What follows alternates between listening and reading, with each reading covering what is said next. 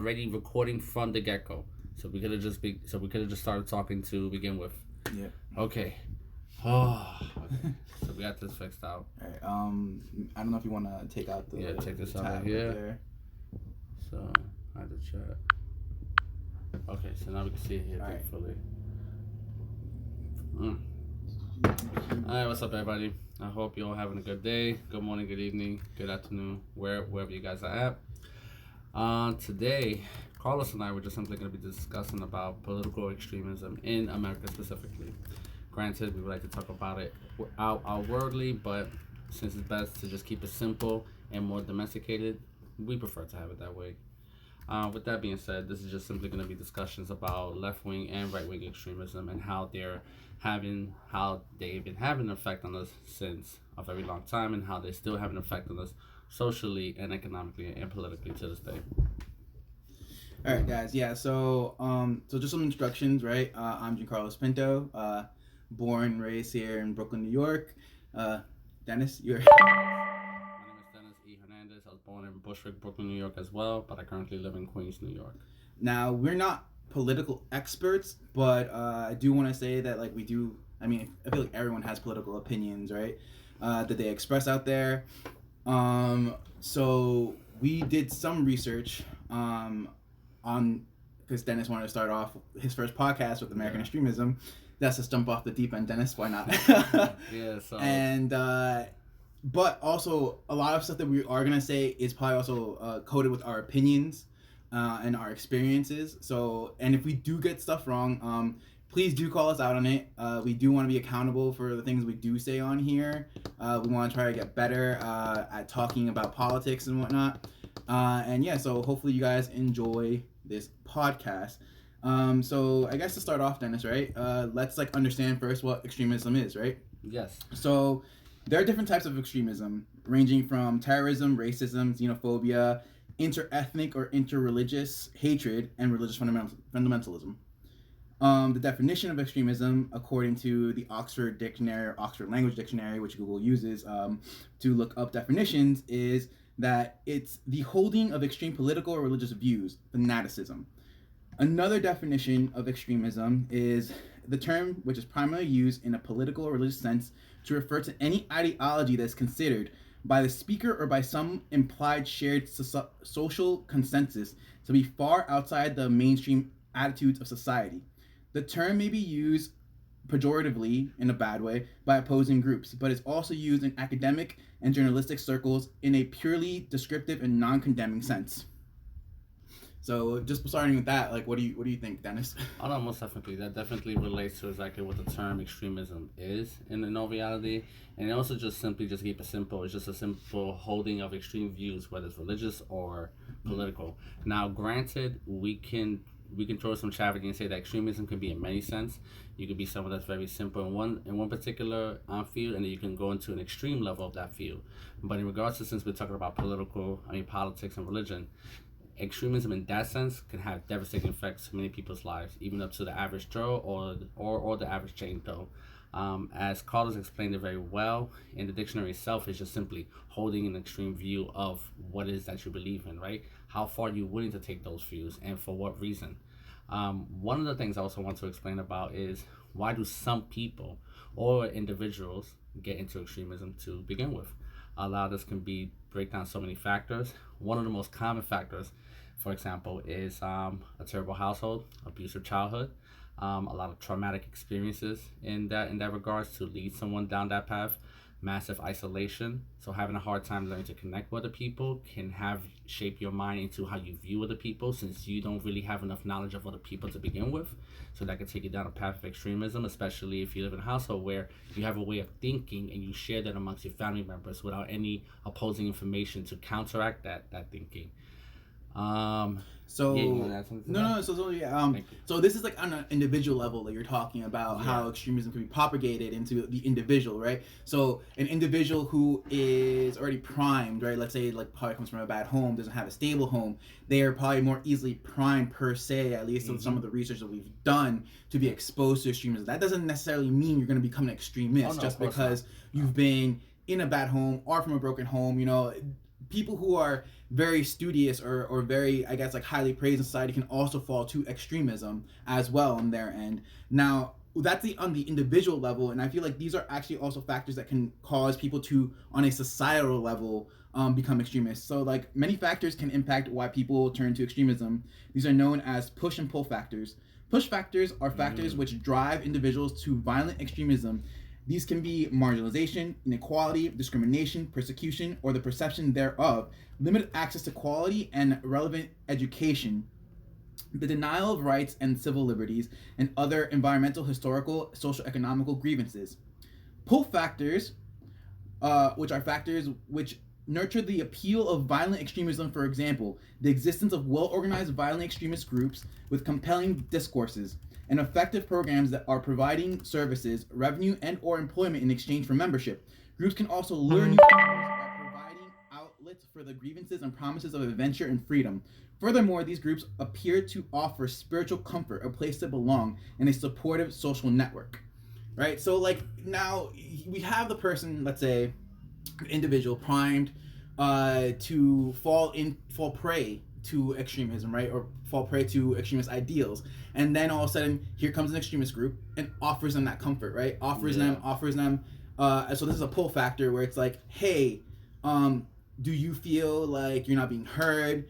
Do you feel like you need a place to belong? Now it's funny because it almost sounds kind of like religion to a degree, right? Like you're prescribing to a religious belief or some type of belief. But where I feel like it goes wrong is where, like, the proponents of that belief are fanatical in what they believe in, that anyone who basically does not decide to fall into or simply disagree or disagrees or follow what they say, or someone who simply they cast as the enemy, they clash with them, yes. Right? So I actually included this, which is the definition of fanaticism, which is strongly tied with extremism. So fanaticism, which is a noun, is a belief or behavior involving uncritical zeal or an obsessive enthusiasm. Philosopher George, I'm sorry if I'm butchering this last name, but it's Santayana, I believe I'm saying his name right. Defines fanaticism as redoubling your effort when you have forgotten your aim. The fanatic displays very strict standards and little tolerance for contrary ideas or opinions. Yeah, wait, load the voice a little. Oh, okay, sorry. Okay. My bad. So, the other room. So, and then I know I'm gonna butcher this name because I unfortunately didn't look him up as much. So it's, I believe, Tonu Letsar has defined the term fanaticism as a pursuit or defense of something in an extreme and passionate way that goes beyond normality. Religious fanaticism is defined by blind faith, the persecution of dissidents, and the absence of reality.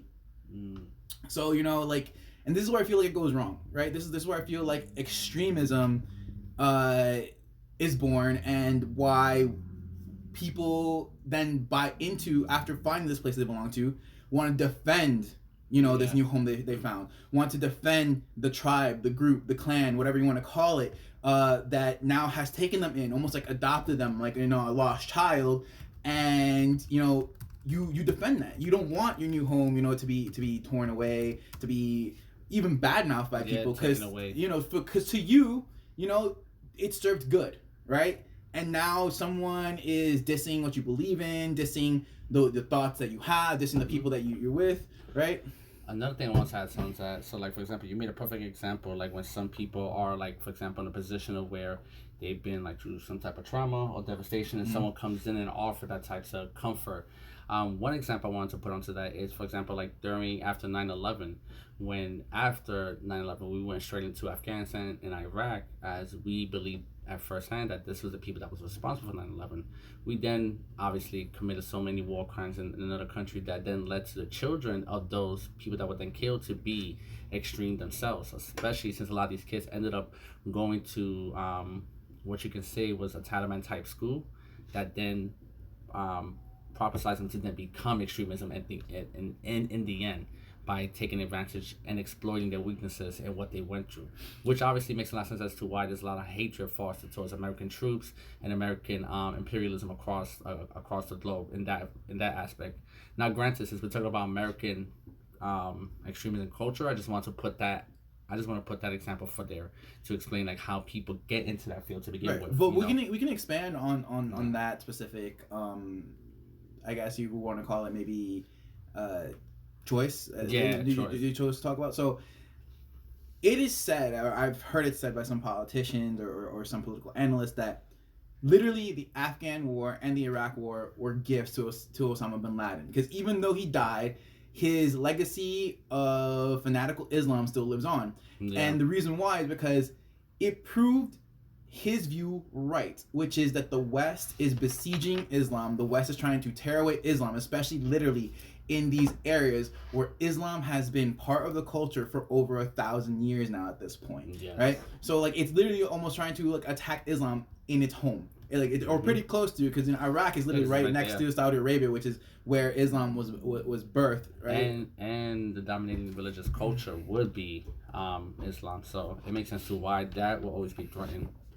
Right. So like, so this propagated that type of extremism where all of a sudden these kids, or even it could have been young individuals who witnessed families being killed, indiscriminately due to our bombing campaigns, due to our war there, due to how we conducted war there. Then let's say the crimes and what we did in Abu Ghraib, which just proved like, hey, so like even as prisoners, you're treating us like lesser than human. You're treating us as puppets, as toys, So why would we want to respect you? No, like, you're clearly coming into our land and trying to eviscerate our culture and wipe it away. Yeah. And this is in a land that has been under war for now, I think, when it comes to Iraq, for the better part of almost close to 2 decades. And when we talk about Afghanistan, it's been about 4 decades that's been in constant warfare. Oh yeah, constant. Yeah, Afghanistan has always been it has been a place for many wars to sprung out, unfortunately. But not to get involved into that, just to keep it centered to where we were previously. Right, fair. Another thing I also want to mention is like some of the crazy thing about extremism as well is the erosion of the gray area. And what I mean by the erosion of the gray area is that when like the middle ground, per se? Yes, basically. Thank you. I was gonna say that too. So when it comes down to like how we view people and how we interact with the people, obviously we're always gonna have to some degree, like an agree or disagree idea to what we have with the individual, whether it's subtle, subconscious, or conscious. We have to some degree how we interact with people on like a disagree or agree moment. When certain things happen in our lives, it kind of puts into conflict many of the things that we believe in. For example, many people have a hard time trusting law enforcement due to many incidents that they personally had, and due to many incidents that we've seen on television and YouTube. So that puts them into the extreme aspects of saying fuck all cops, etc., which I can understand where it comes from, because I myself have bad experience with law enforcement. So I've been on that extreme end to that degree. But the point I was making is, when some of these incidents continuously happen without anybody to oppose different information to help them bring them back to like a middle ground, to help bring them back to like a stable place, they then go into a deep end where it's not only irrational, but then it gets extremely dangerous. Whereas, for example, on the right, some of the issues that we noticed with them is that they didn't make any appropriate compromise when it came to corona. Some of them go to the extreme of saying like it's not real, the masks are more harmful than the disease itself, than the virus itself, my apologies, and they take it to a point where their own family members die, because they go to the extreme of disregarding any type of science basis to understanding how viruses actually work. So when you erode the middle ground, like Carlos said, the gray area, and you only see things black and white, you then to create a narrative where only people have only 2 options to choose. And that puts in danger to the people that want to say, well, I can understand this side, and I can understand the other side. And what happens when you say that? How can you understand how can you understand that side? And if you try to understand that side, but then tell them, oh, I'm trying to understand that side, then they'll question you the same thing. If you get what I'm saying. So I feel like also like we're coming to, or what can be brought out. We can brought out of this is the us versus them mentality. Yeah, us. Yeah, there we go. So and let me try to backtrack a bit when it comes to American extremism, right? So you were saying like how you've had negative or not too great experiences with law enforcement, right? But I'm pretty sure you've also had negative experiences with, let's say, like other members of our society, specifically not members who are maybe even Hispanic, like let's say white, Black, Asian, people from like a different ethnic group. Exactly. So Now, a one-off, right? A one-off bad interaction. Maybe someone just having a bad day. Maybe someone just decides to be a prick.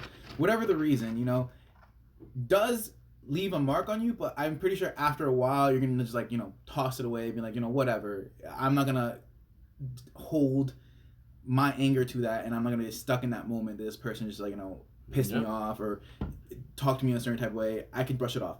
And I think what you said was really right. When there's these repeated and constant intrusions onto people who incidents.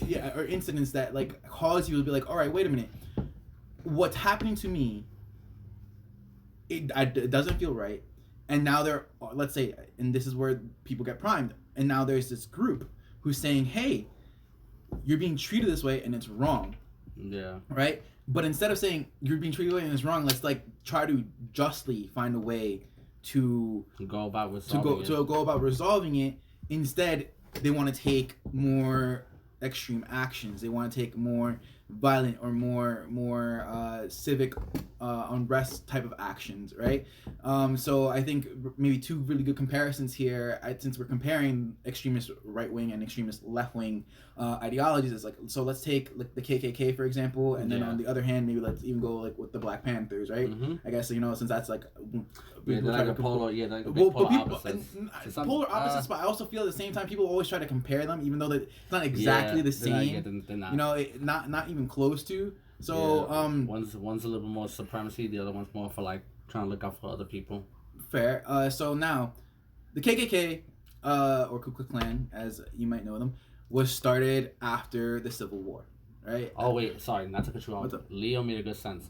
Leo made a good point. Speaking of law enforcement, they act like a mob more than the defenders of the public. A lot of that's true. That is la verdad, my homie. That is facts. I witnessed that. Granted, we can argue that to some degree, but at the end of the day, I still agree with that. I feel like it can be arguments so, and again, this is where it becomes, I think, really hard, and a point that everyone's hit on is where it's unfortunately, since groups of people, whether it be due to a job, a class, an ethnicity, a religious belief, right? Not all members of that group are extremists, right? Yeah. Not all members of law enforcement are bad or act like a mob, but unfortunately when it comes to, hey, we're dealing with a riot situation, hey, we're dealing with a protest which has gone wrong, and that's when all hands get loose. Where all hell breaks loose. Yes, of course. You're gonna see the bad side of the police because they're trained to suppress that specific unrest. Yeah. And at the same time, though, it does feel that the police or law enforcement treat one group more better than the other. Yeah. And we've noticed that many times. Where we've seen specifically more so right wing protests or counter protests, however you want to call it, be allowed to enact their hatred or spew their bile onto society. Well, then a counter protest of that from the left gets pepper sprayed, gets arrested, right? Even if it could be a peaceful protest, right? We've seen that due to several reasons, maybe even the history that this communism, which is a left-wing ideology, that they seem to be persecuted or handled much more harshly than the right. Which makes a lot of sense because if we look at history in the U.S., the right is majority, not majority, all the time will always have the backing of the right-wing party in many ways. Since many law enforcement, not all, but many of them do have connections to extreme right-wing groups such as the 3%ers, KKK or Ku Klux Klan for short, some Proud Boys. The right wing is always going to have a backing towards law enforcement because in the symbol of law enforcement there are representation of order and justice, whereas that's what normally falls into the right wing sphere of values. Their thing is social order, justice, law and order, the respect of authority to some degree. Now obviously we can agree to disagree to how authority should be handled, because at the end of the day you want to have someone as a power figure that can be able to utilize power correctly, efficiently, and impartially to the people without going tyrannical or without being without being tyrannical. What's the word? Well, let's say without being the heavy hand. Without being authoritarian or without being corrupt. But I would actually like to explore the topic you're going on, right? Because it's so I feel for most Currently, fuck authority, but yeah.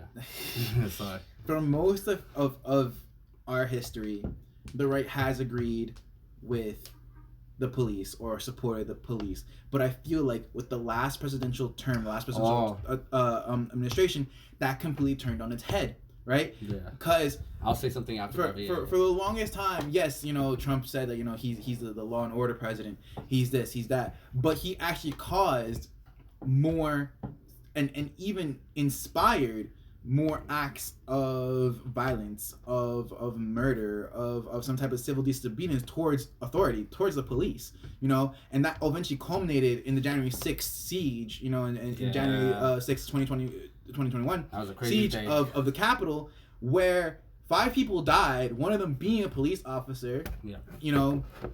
So now it's really kind of decoupled this whole like the right lines with authority. Now it's kind of like the right, or at least I should say several groups within the right now kind of want to break away from that authority. They don't even see their current president right now as legitimate. Yeah. No, I was gonna say that part too. That's something I want to touch on. I'll say the big part for this more into the theory section towards the end, but I'll say this part. There is slowly but little a bigger part of the right wing that's growing, that's disregarding law enforcement in many ways. If you go on any right wing page, especially extreme right wing, such as like ANCAPs, fascists, Nazis, or even libertarian pages, there is like a big disregard for law enforcement, specifically federal agents such as the ATF, FBI, and even what's another one? DEA. So there is a big disregard for law enforcement, specifically federal agents in the extreme right wing. Many of this comes from, if many people are familiar with the Ruby Ridge incident, where there was a man and a wife and a kid, so they had a bunch of weapons, and one of the weapons was apparently not registered correctly, or if it didn't have an appropriate addition to the weapon, such as like a clip added or a piece added. But we could look it up right now. Actually, let's and while you're looking that up, actually, I would like to. So add on to that. I was gonna say that. But so what's really interesting here in America, I'm not sure if this gets copied over in other nations around the world, but in America we have this interesting relationship with militia and militant groups. Yes. In the sense of like, hey, I'm here to like defend my land, have the right to my arms and bear those arms when I feel under attack or something. So America's had this really interesting relationship with that, considering that a lot of the units that originally fought at the beginning of the Revolutionary War were volunteer units, were militia units, Minutemen units, So it's interesting to see that a place from where our country began has had such an impact, right, on the socio-political landscape of our country, and at the same time has also been or has produced some people with very extremist values or very extremist have committed great extremist acts. So besides the Ruby Ridge incident, which you're looking up right now, let's also talk about Timothy McVeigh and the Oklahoma City bombing incident, which killed, I believe, like around 168 people or 163 people and injured another like 400 others. And that was, up until that point, the largest domestic terror incident in the United States until 9/11. Yeah. So, and this was conducted and done by a lone wolf right-wing person, extremist, right? It's crazy because he left the military for this to occur. But so it's in my research, it's really crazy how the military and right-wing extremism have a huge link. Yeah, a lot of the people, a good number of people who have been arrested for the January 6th siege of the Capitol, I think about either a third or half of them have been somehow associated with or linked to the military. Same thing with Charlottesville. There were several military members there. There's several to list off. It's just really crazy how in the course of the last decade, it's just ramped up when it's come to extremist acts and violence here in our nation. It is. It mainly coming from the right, but now here's where it comes. But because now, and this is why I feel I had to give the definitions earlier when it came to extremism and when it's come to how someone gets involved with all this, right? And it's that, so now the sides that are feeling persecuted, the sides that are feeling under threat from this right-wing extremism, now are falling into left-wing extremism.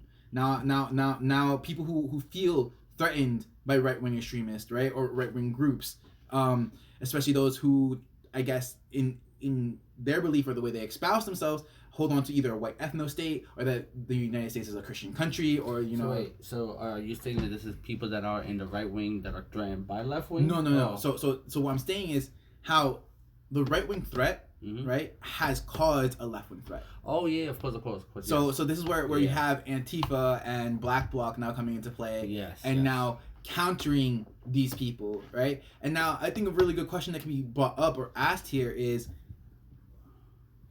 it right? Is meeting violence with violence going to lead to an eventual what? Are we going to reach a place where we can find peace in this?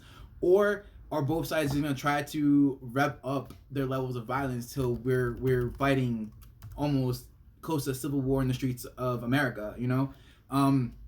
This is why I feel like this needs to be brought up, because and in our research, actually, we found that it was really easy to find a just plethora of information when it came to far right extremism, but when we looked at far left extremism, it was much harder to dig up that information, you know, and there'd be several incidents here and there, you know, back in the 70s, back in the 60s, supposedly back in the 1920s when the first Red Scare happened, and only recently have some of that has been perpetuating in our streets with Antifa, with Black Bloc, you know, and I think you also mentioned several other groups that are far left extremist. Yeah, so I got you right now. So one thing I want to give to first before I include another group that is far left extremist doesn't get as much popularity, and I would say they're underrated in the sense of like how deranged they were in their belief of a communist utopia. But before I get there, I want to explain about. So do you want to walk back to what was the Ruby Ridge incident, or what we're walking back to right now? What the Ruby incident we're gonna get to right now, I want to say. But one thing I want to say first, real quick, was meeting violence with violence about what you said in regards to like extremists on each side. So one thing I noticed that when it comes to interacting with people, whether it comes to like the left or the right, a lot of the times either side, they're not entirely bad people. They just have a cause that is so great to them that they're willing to make ridiculous choices to make sure that cause is achieved. Now we can argue whether whatever choice they make is bad or good. At the end of the day, these people have some type of goodness in their heart that they think which is righteous for everybody, right? Now, those are the people that you will have to spend some time to try to get them out of that mindset. Like legit have a conversation with them and little by little break down what they believe to dismantle their belief. So you're trying to de-escalate, I guess, their extremism? Yeah. Yes, but then there are some people that are so ingrained into their existence and into their psyche of how they see the world through their beliefs. That there's nothing you can do, and those are the very few people that I do believe violence needs to be met, because there's no talking to them. If you ever watch Naruto, there's no talk, no jutsu with people that will not change. You can change some people by bringing some sense into their head, by talking logic and breaking down their belief system and dismantling what they believe with facts and logic. But with people that are really deranged and really extreme, like an extreme racist that just hates everybody but their own, those people have no saving. A lot of them have no saving, and either they need to be in prison, or violence needs to be met, or they're just like extreme racists where they keep it to themselves. But either way, some people cannot be talked out of the ideology. So I'm going to disagree on some of the points you just made. Tell me. So we walk a very fine line when we say, hey, there are good people on both sides, right? Because this almost seems like we're emulating Donald Trump's, you know, there are good people on both sides, you know. Yeah, and then I was trying to avoid that because fuck Trump. It really walks really close to that line that he said after the Charlottesville. That's why I feel like that's a very divisive line to take. I understand what you're trying to explain there in saying that, hey, you know, there are people we can try to save from this, right? There are people on these lines that we can try to bring back to the center or moderate them, you know. At the same time, that's true. On the educational level or meeting them when it comes to, I guess, academic talk, maybe that's where you're getting at, where you can like decouple someone from their beliefs by literally proving to them like, hey, you know, logically this doesn't make sense. That works sometimes, not all the time. Not all the times. And then when it comes to the people who are hardliners, people who truly almost like, well, literally to death, will swear their allegiance to these beliefs. what would have to happen for them to begin to consider or break away from those beliefs is that someone from the opposite side, whether that be different ethnicity, different belief, whatever it may be, will have to show them a degree of kindness or a degree of just literally exposure. But not just like it's just not just exposure, just a degree of kindness and a degree of just humility in the sense of like, hey man, you're still a human being, and regardless of how fucked up you are in the head, I'm still gonna treat you like a human being. If you're injured, I'll help you out. If you're hungry, I'll help you out. But it's really hard to do that, especially when it comes to someone who's deeply entrenched in the beliefs. And I think a perfect example is from the movie American History X, right? So Ed Norton's character was heavily into neo-Nazi skinheads, and I believe this happens in the West Coast. Yeah. And the only thing that decoupled him from that extremism was, one, learning the lie that was right-wing extremism, especially in the prison system. The Aryan Brotherhood was really just carrying out, at least in the film, according to the film, was just carrying out drug trades, and all that stuff. And this was stuff that he heavily believed against.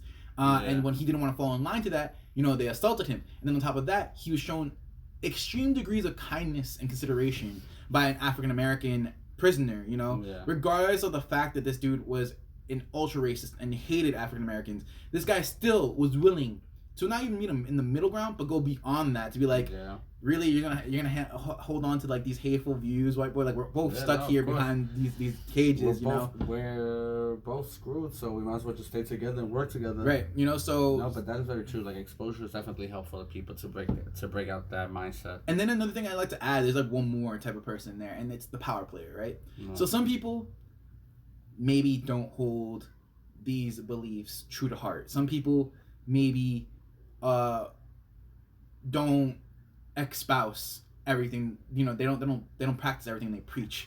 But what they do is they use the power of being able to use their voice or platform to rally the masses behind them in order to gain a certain position of power or a certain influence of power over an area of people. This is how cult leaders work to a degree. And for that person, once that they've gained this power, I feel like it's really hard to give up that power. Yeah. So regardless to what degree, they're gonna entrench themselves in it and have their cronies or whoever you want to call it beneath them enact their supposed view in the world, really just to try to keep their power. So it's not so that maybe there are a full-blown extremist, but they're an extremist in the way of like they're using that extremism in order to benefit them. Oh yeah, so like they exploit the extremism, exactly, knowing that it's gonna benefit them. Exactly. They're gonna have extreme views, but they mess up enough individuals where they won't care the effects of how this may affect other people, as long as it gets them good something. Another thing I want to say onto that is that also falls into a pathological disease. What is a pathological disease? What is pathological? It's basically like the study of the minds. So when someone has pathological issues, it's just basically like they have a lot of mental issues. These mental issues are then correlated with people with abuse of power. So that's why you have some people like Hitler that have pathological issues to why he behaved the way he did, such as well as with Stalin and Mao. So I mean, I feel like we need to expand on that a bit because that's very vague, right? So like, what specifically in pathology are you speaking about of these world actors, psychology that maybe led them to be the most heinous people in the last century? Yes. So right now, if we can all agree, we have some examples of this disorder listed in the DSM-5, include major depressive disorder, bipolar disorder, schizophrenia, paranoid personality disorder, and social anxiety disorder. Mm-hmm. So we could definitely so that's what that falls under pathology. Yeah, pathology. Okay. And normally people in position of like power, such as tyrants or like authoritarians, they normally have some pathological issue going on with them. Such as, for example, not to draw away from America, but look at Stalin. After the death of his wife, he went to an extreme depression that made him very cold and very arrogant, very aggressive, and very paranoid of everyone around him, even towards his firstborn son. And we're talking about his first wife. His first wife. He married twice. Yeah, he married twice. No, after his first wife's death, he even wrote in a statement that this little creature was the only thing that made this cold heart so warm. So with the death of her goes everything. I believe a line that he said to correct that degree. Me, please. No, I'm not correcting you. I'm probably paraphrasing heavily what he said because it's not verbatim. But it's like the light has gone from my life. Thus, like there's nothing to warm this cold heart. Yes, thank you. But Stalin already, and it's funny because I again we're shifting off the American extremism here a little bit, I guess, because Yeah, what, just what we draw tend an example. what we tend to do, yeah, to draw an example. But so yeah, let's do an example of Stalin. He was abused as a child. His dad used to beat him excessively. Same thing with Hitler. And he was a troublesome kid.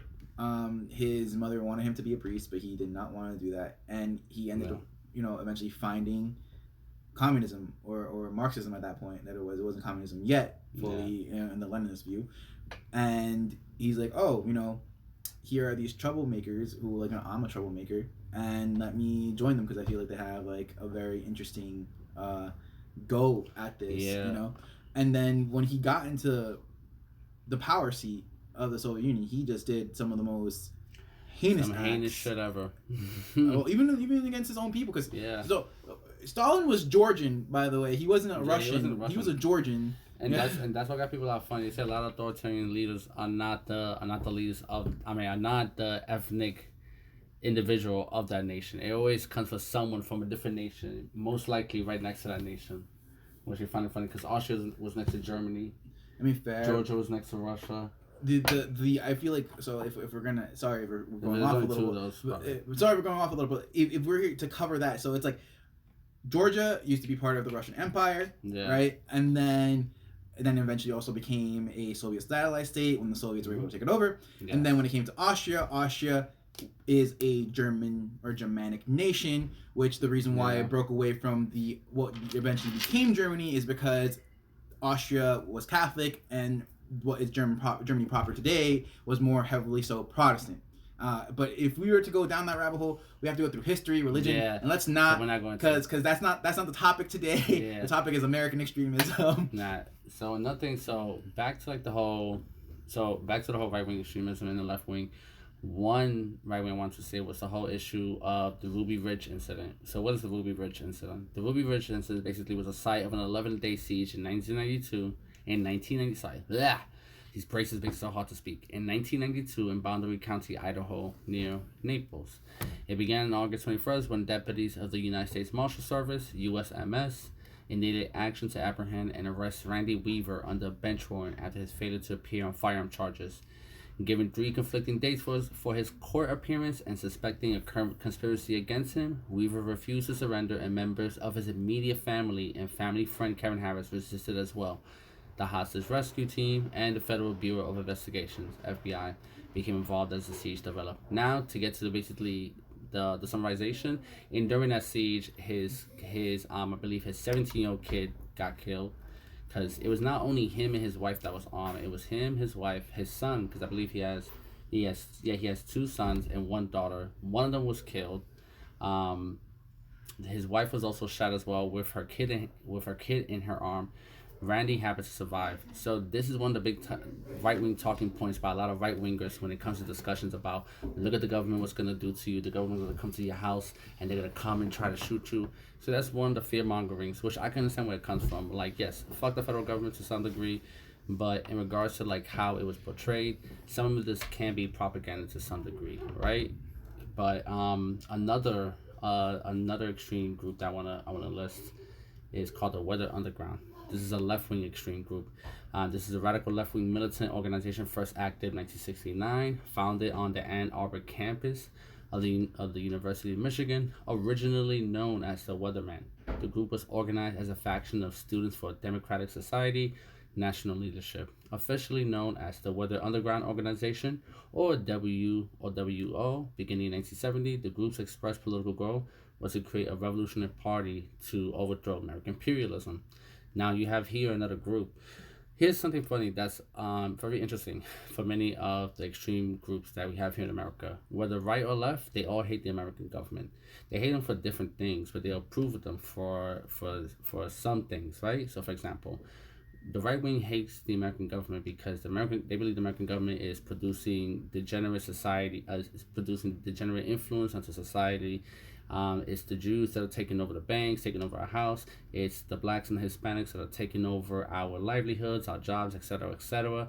But they have no problems when the law enforcement gets involved with aggression because the right wing approves of that to some degree, right? Now, when you talk about the left wing and what they approve, what they hate the American government because it's a racist system. It sits on the oppression of black and brown.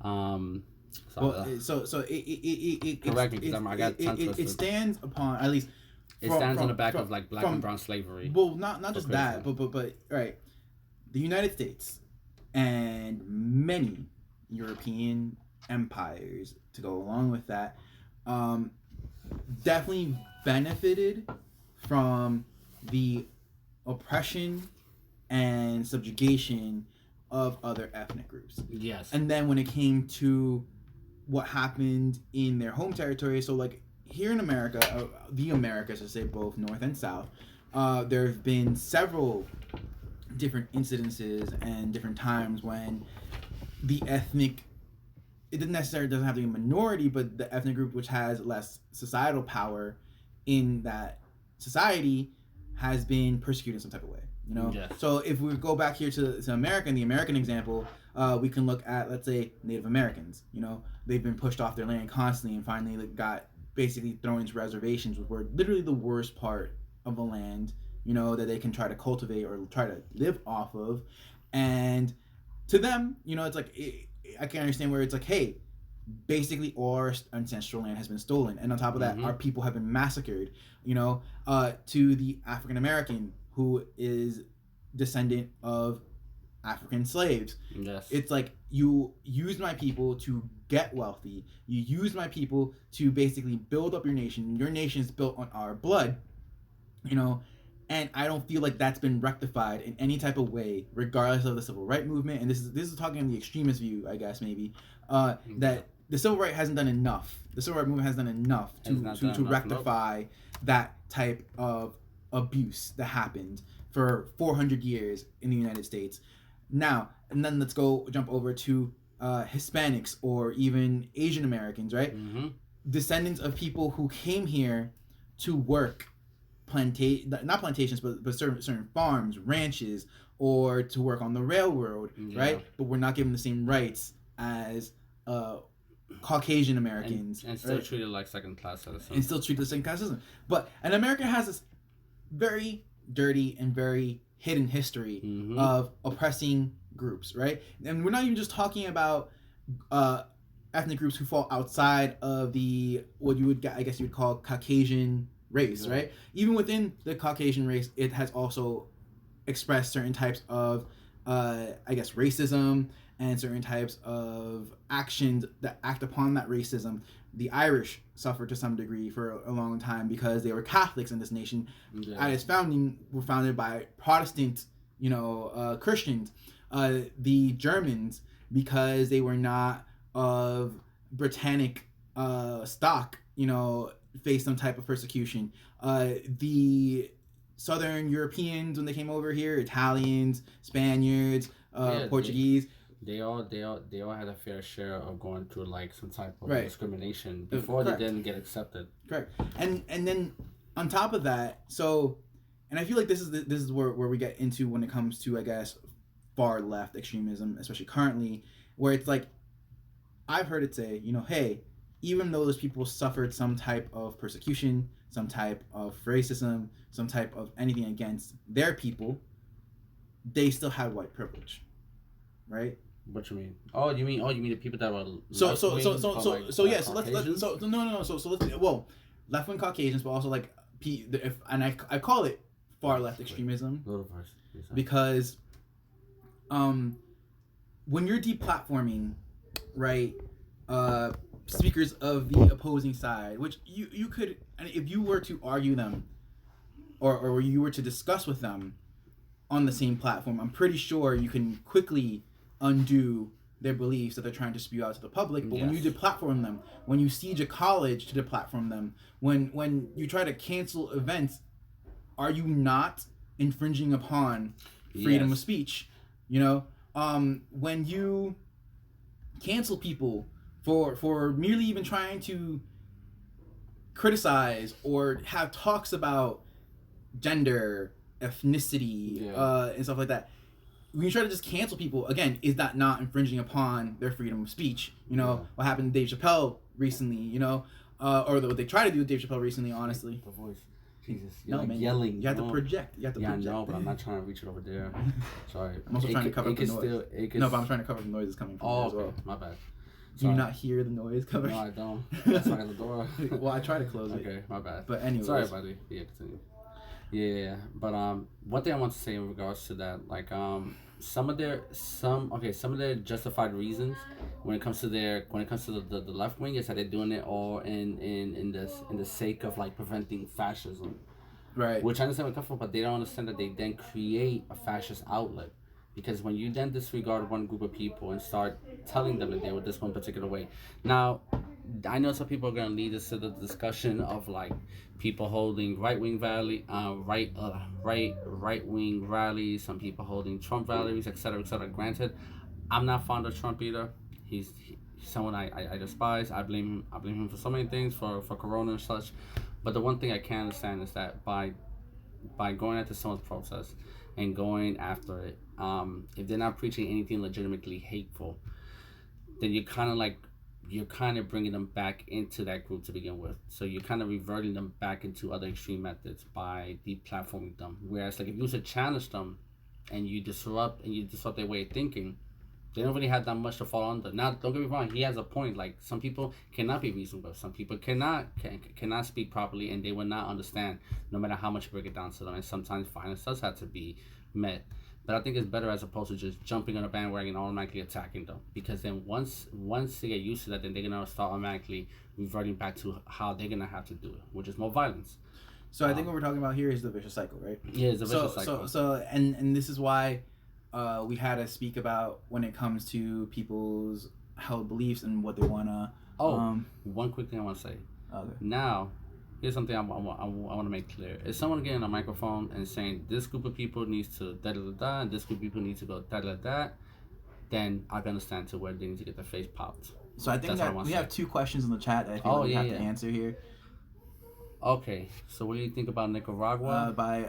How do I pronounce it? I don't want to pronounce it wrong. Is it Suriyamas? I hope I'm not butchering your name. I hope I'm not butchering your name. So do you want to go with that one first, or you want to go? Yeah, let's go in order. So what do you think about Nicaragua? So I feel like what I would have to ask in that case, right, is what specifically do you mean by Nicaragua? Do you mean how we overthrew a legitimate left-wing government, right, with the Contras, which was a right-wing backed we funneled with the money and the drugs, which was a right-wing backed group by the United States government, but the way we fueled, right, or we do want to talk about how we fueled this overtake of this legally elected left-wing government, right, which is the fact that the Reagan administration used heroin that they pumped out into the streets of America to sell. They sold heroin here in order to buy arms from the Iranians, in order to sell them or give them to the Contras and fuel their military training. So that's why I would have to ask when you're asking me what do I think about Nicaragua, because we totally did. We overthrew a legitimately elected left-wing government. We did the same thing in Chile with Allende when we supported Pinochet. And by the way, if you ever see somebody with a shirt that says Pinochet did nothing wrong with a helicopter, they're not good people. Sorry. That's fucked up. I'm sorry. I don't know if you want me to curse on here or not, but that's really messed up. We'll talk about that later, but yeah, not next time. Okay, and so she asked. So then you blame him. So I think that's for you. The reason I blame him for COVID is that we have multiple sources and studies to prove that COVID is being spread at a ridiculous rate through airport transmission, especially coming from China to many different locations where people came from, especially since we have many people telling us beforehand to close it. He waited until the middle of March to start closing. We'll talk about that after. He waited till March to close the airport. By March, we already had a bunch of people in New York City with COVID, and then he decided to close it. And then that's when the lockdown began. And then that's when we started having the death toll hitting the hospitals like crazy. So to answer the real dog. Force is a source of all power and basis of all political discussion. You cannot change politics and you cannot maintain order without force. I agree with No, that that's statement. true. That No, is I agree. true. No, That is it's true. No, That is you true, cannot, because to some degree, force. right? Oh, guy who disagrees. We'll get to you like in like 2 seconds. Let's just get back to the real Pog Dog. We'll get to the guy who disagrees in like a couple of minutes. But guys, thank you for tuning in. Not yet. Thank you for tuning in, and we don't mind any form of criticism because at the end of the day, it makes us better. So fuck it. No, but definitely, force is the way ultimately. Because at the end of the day, if you want to make some type of change, being verbal is only so much you can do. You have to use some type of necessary force to get into it, even if it comes at the idea of violence being involved. Nothing great that we have here was ever done entirely peacefully. We could probably argue on that, right? What do you mean, Like anything that we have here in this world was not entirely just done by peace alone. I mean, empires aren't forwards over peace. You don't just obtain all this land. Yeah, no, of course. And all these materials and resources. Of course, without, violence was obviously included. putting your force out there. No, of course. I know violence is definitely included, but I'm trying to wonder if any point was massive peace. Well, fuck it. But yes, nonetheless, Pog Dog, I agree. Yeah, force. If you cannot maintain order without force, then it's just gonna be straight up anarchy, like Lily said. So, but let's. And the guy who disagrees. Winner. Oh, damn. Absolutely. Mr. Cabell. Okay, hold on. Before we get to Mr. Cabell, which I appreciate, let me see. You guys said that the CDC said that people with natural immunity have better protection against COVID than the vaccinated. I believe for the Delta variant. Wait. You guys see that the CDC said that people with natural immunity. But by natural immunity, are you saying like an overall good healthy body, like someone that takes care of themselves, the cloth masks are useless. Yes, anything that's cloth related is not gonna do much. If you have a handkerchief or a bandana across your face, that's not gonna do anything. You're just asking to still catch something. But when you mean by natural immunity, do you mean just by you alone, by how you take care of yourself? Like to some degree, that can be helpful. But at the end of the day, you would have to get something to really help you out. You don't know natural immunity, but I'm asking you a question. What do you mean by natural immunity? But fuck it, we're not gonna go down that route. Mr. Cabell said that winners decide the story, losers never get to tell. Losers never get to tell the story. So that's true. To Mr. Cabal, I do agree with that because the winners truly do write history. And then we'll go back to the previous infection comment that you just left right there. But to talk about the winners truly write history over losers. I mean, if you study any history, it paints mainly the winner story. So the Roman Empire, when they obliterate Carthage, they didn't just obliterate the Carthaginian Empire. They also tried to obliterate Carthaginian history. Any empire that has won against another people either try to somehow eradicate them or to consume them into their populace, and that could be either taking out their history or taking out maybe like their culture as well, right? If I may say.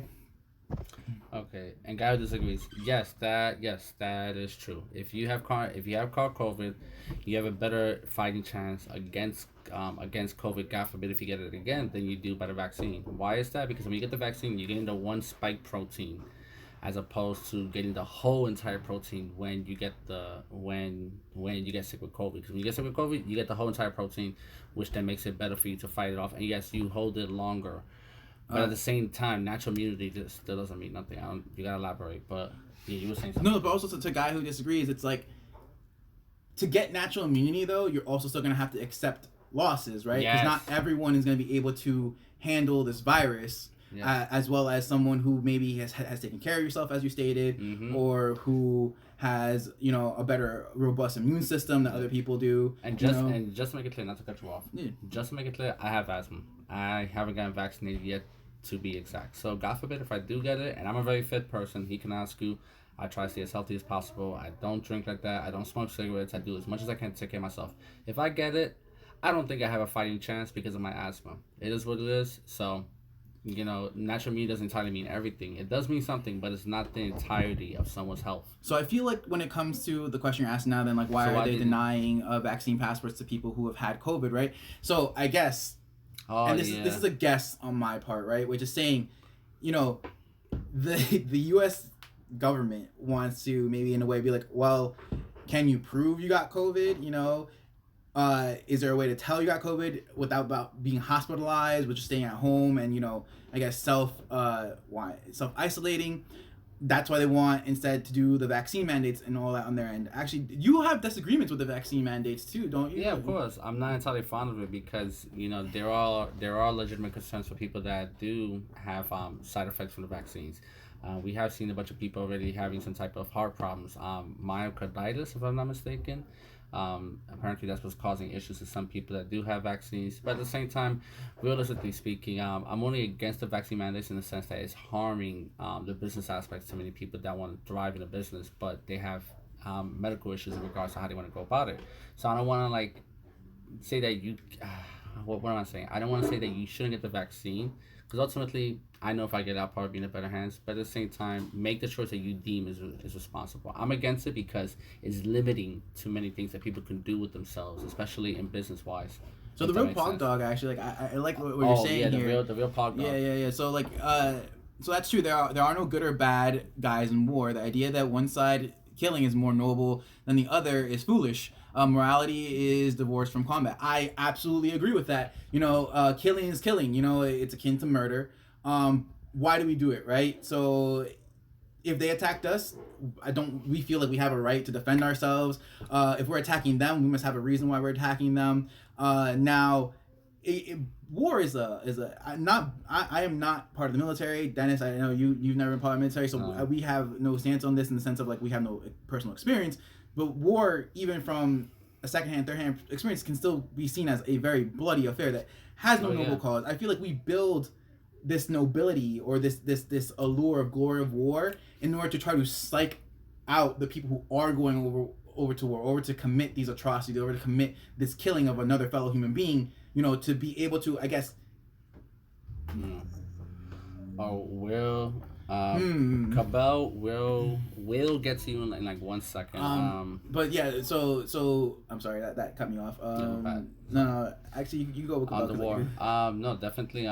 With the pog dog, where he said you should be mainly fighting for whoever has your interest at heart. Yeah, most definitely. You always want to like go after someone that basically represents you and the best idea you want, like someone that really has your interest at heart.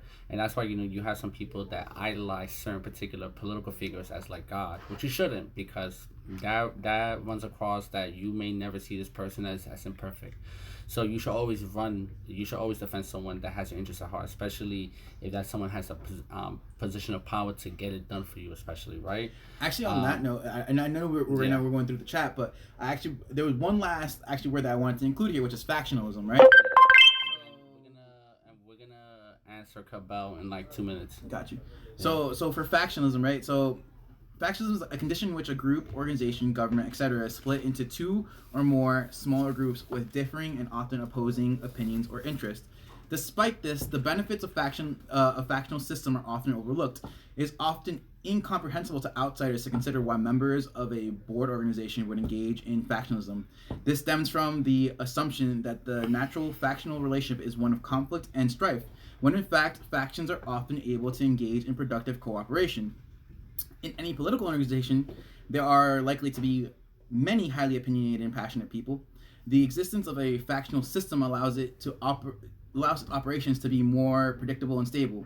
Compromise and give and take between factions allows the organization to operate without having to satisfy the whims of many different uncompromising individuals who might otherwise cause a split. So somewhat counterintuitive, factionalism can promote organizational harmony, right? But what happens when we do lose those forms of communication, right? What happens when we can't agree or can't compromise with the other, right? And that becomes a recipe for disaster. Well, I feel like this is where it leads into extremism, right? Where it's like, hey, they're not agreeing with us, they're not trying to help us, and this is what the real Pog Dog said. It's like, then you start fighting for someone who has your interests at heart. Yeah. Why would you not want to fight for someone who agrees with you? And not only that, but like it also comes down to like one thing I definitely hate whenever I used to go to protests. I would love to go back to protests, but with everything going on, it's kind of complicated. One thing I hate about whenever I go to protests and I see people arguing against each other, you always see one people or groups of people or whoever, they be very disingenuous. They're disgusting in their manner of how they talk to people, basically just being pieces of shit. When you're arguing with someone that you don't like, the last thing you want to do is provoke them. and then start something. I do believe there is a legitimate enemy that hates us all, but you're not gonna find that in someone that believes differently than you. Now, that could be argued to some degree because there's some people that believe in certain belief systems that go against my existence. I can't see myself being friends with a communist, and I can't see myself being friends with a fascist. Why? Because at the end of the day, I have so many belief systems in my existence that I oppose both of them in so many ways, especially communists, in regards to how they view people. So I feel like you should get into that a bit more, because like then it helps explain like why you hold these beliefs. You know. So like for example, obviously for me, I'm a white skinned Hispanic, so I'm Puerto Rican Dominican, but I look very European, right? But when it comes to fascism, I'm not white enough in many eyes. I can tell you a good quick story where me and my brother, we went to somewhere in Maryland. We went to go see a friend. We saw this one white dude with bald head and a long ass beard. He was there for a couple of minutes, but we didn't say anything to him. We just walked out our shit and left. And to many people, we look white. Like me and my best friend, we look white as fuck, right? But when you hear our voice, see our facial structures, we're obviously Hispanics. So we went to our room. Our friends came over. All of a sudden, we get a knock on our door, and me and my brother, I don't know why, we got nervous, and we told our boy to open the door for us, and our boy happens to be white. He opens the door. Out comes that same dude with a goatee and a bald head. He says to our friend, he said, "Hey, okay, I just want to make sure you was good, my brother. I saw you going here with two Hispanics, so I gotta check out my white brother to make sure I'm good. To make sure you're good." And I was like, and me and my boy looked at each other like, yo, what the fuck? Like, hold on. Like, so even back then, in the fascist nations, I would still be killed. I would still be looked at as lesser. And plus, I have a little bit of bisexuality in my existence, so I'm not the straightest individual out there. Because in their eyes, I'm considered a fucking degenerate. In a communist nation, I believe in the idea of like capitalizing on your own wealth by the fruit of your own labor, by your own hard work. In a communist society, that's very opposite. Granted, you still have your own property, but when it comes to providing business and going far beyond in your business, you're very limited by the government, because the government is what runs everything in that society. It's a one-state government, just as it is in the fascist nation. It's one government running everything. So I think, did we answer Mr. Cabell's just a pissing contest or not? Mr. Cabell, the Ukrainian border issue. I think that's very scary, very concerning. I think we may see a potential Crimea 2.0 from what happened, I think 7 years ago or 6 years ago, if I'm not mistaken. I hope they're just there to scare them and they take their tanks back. But that's just wishful thinking so far, because we've already seen them threatening to go over there, and there's already, I believe, 20,000 plus Soviet troops on the border. Soviet, you mean Russian? The Russian, Soviet sorry. Union is gone. Russian, sorry. I was thinking of standing for a second. But all right, no. Yeah, to make wild cards on But the not side. even that. Yes, So no, it's not 20,000 troops. Then it's 100,000 troops and building. And now it's not only in the northeast of Ukraine. They're also in Belarus. In the west. Yeah, now they're also transporting troops into Belarus. Yeah. And I feel like, so my views in the Ukrainian issue is, when it first happened, when Crimea was first taken over, we honestly, especially in the West, especially in NATO, and especially our European allies, took Putin too lightly. Yeah. Just, economic sanctions was all that was done upon him. And I learned something recent that's really crazy, and it's that Germany specifically is willing to have a political stance against Russia in one way, and then an economic stance with Russia in another way. So I don't know if you know what Nord Stream 2 is, right? Nord Stream 2 is a pipeline, I believe, that's going to bring natural gas into Germany from Russia. So another pipeline business. Right. Okay, cool. So Nord Stream 2, the Germans do not want to threaten that project, right? But they still want to say, like, we're gonna look down upon Russia if they invade the Ukraine. So politically, Germany's saying, hey, don't do that, Russia, bad. But then economically, they're like, oh, but we still want to build, this pipeline here that's going to make everyone money. That kind of sends a mixed signal. And all right, if Germany wants to have two systems like that, fine. But Russia doesn't have a two system. Russia ties its economic and political views together, know? So that system only works if you're meeting with someone who also goes by your system, And I feel like Ukraine is such a very divisive issue, because in the U.S., honestly, it's like, do we really want to get embroiled in another war? We just fucking lost a 20-year war against insurgents in Afghanistan. You know, that was a fucking literal waste of trillions of American dollars that could have gone to the American economy, right? And not only that, like I feel like with Ukraine and Russia now, like I don't think we can afford not afford, but like should I say the morale? Because do we really want to engage with Russia now? So, and then this is the question now, right? It's like, so do we defend Ukraine, right? And it's hard because if we allow Russia or we allow Ukraine to fall into the Russian orbit, right, into the Russian influence, that's still signaling not only to Russia but also maybe even China, being like, oh, if the U.S. is not going to do anything about this, why not let's take over Taiwan? You know, and it's the domino effect all over again, right? Yeah. But at the same time, it's like, do we want to get? I think about makes sense. Yep. War makes money. Of course, 100% war makes money. And I feel like, and I think me and Dennis were talking about this 2 days ago, which was the reason why we stayed so long in Afghanistan without knowing what the fuck we're doing there is the fact that the military-industrial complex benefited so much from that war. So much from that war. You know, the war in Iraq, the other 6 fucking wars we have going against supposedly, you know, terror groups, you know. What business do we have there after these fucking countries collapse? You know, what are we doing there? You know, so then this is where Ukraine is on the opposite end, which is like, do we really want to defend Ukraine? Yeah. Is Ukraine really worth it? You know, is the Donbass worth it? Is the Crimea worth it? You know, our sphere of influence is the Americas and Western Europe. Do we want to go beyond that? How much more can we project our power? Because we've clearly seen that we've tried to project our power out there against causing more problems than necessary. More problems, but also like we projected it against nations that honestly didn't fucking stand a chance against our military. Yeah. But then our military couldn't meet any insurgent group that happened over there, right? So yeah, no. So Mr. Cabell definitely makes a good point. He said we're tired of being. I'm honestly tired of America being the world police, and I agree. Yeah, I agree, 100%. There is no need for us to get involved anymore. Yep. We're in no position. We are a collapsing house. Our economic system is so shitty at the moment. I don't know how we can afford to get into another conflict, especially since you are right. We can obviously make that money back, especially with what the fuck we're gonna do. But you want to know what's a crazy, interesting fact that nobody knows? The great thing about war is that it also brings in and includes a shit ton of new technology and inventions. If you look at post World War I and post World War II, there will always been a surge of new technologies and new resources and new things for people to utilize. For example, the microwave was not popular until after World War II. We never had a microwave. What we did, we just put it into a stove and oven. That's it. After World War II, we got a microwave. Yo, Mr. Cabell, you're preaching to the choir, man. Yeah, absolutely. So many Americans are homeless now over in Cali. So many people with jobs living out of their cars. Yeah, we're not gonna gain back the $2 trillion or so we lost in Afghanistan. No. For fucking what? What? $2 trillion? Yeah. No, I'm sorry. I'm very passionate about this. But still. All right.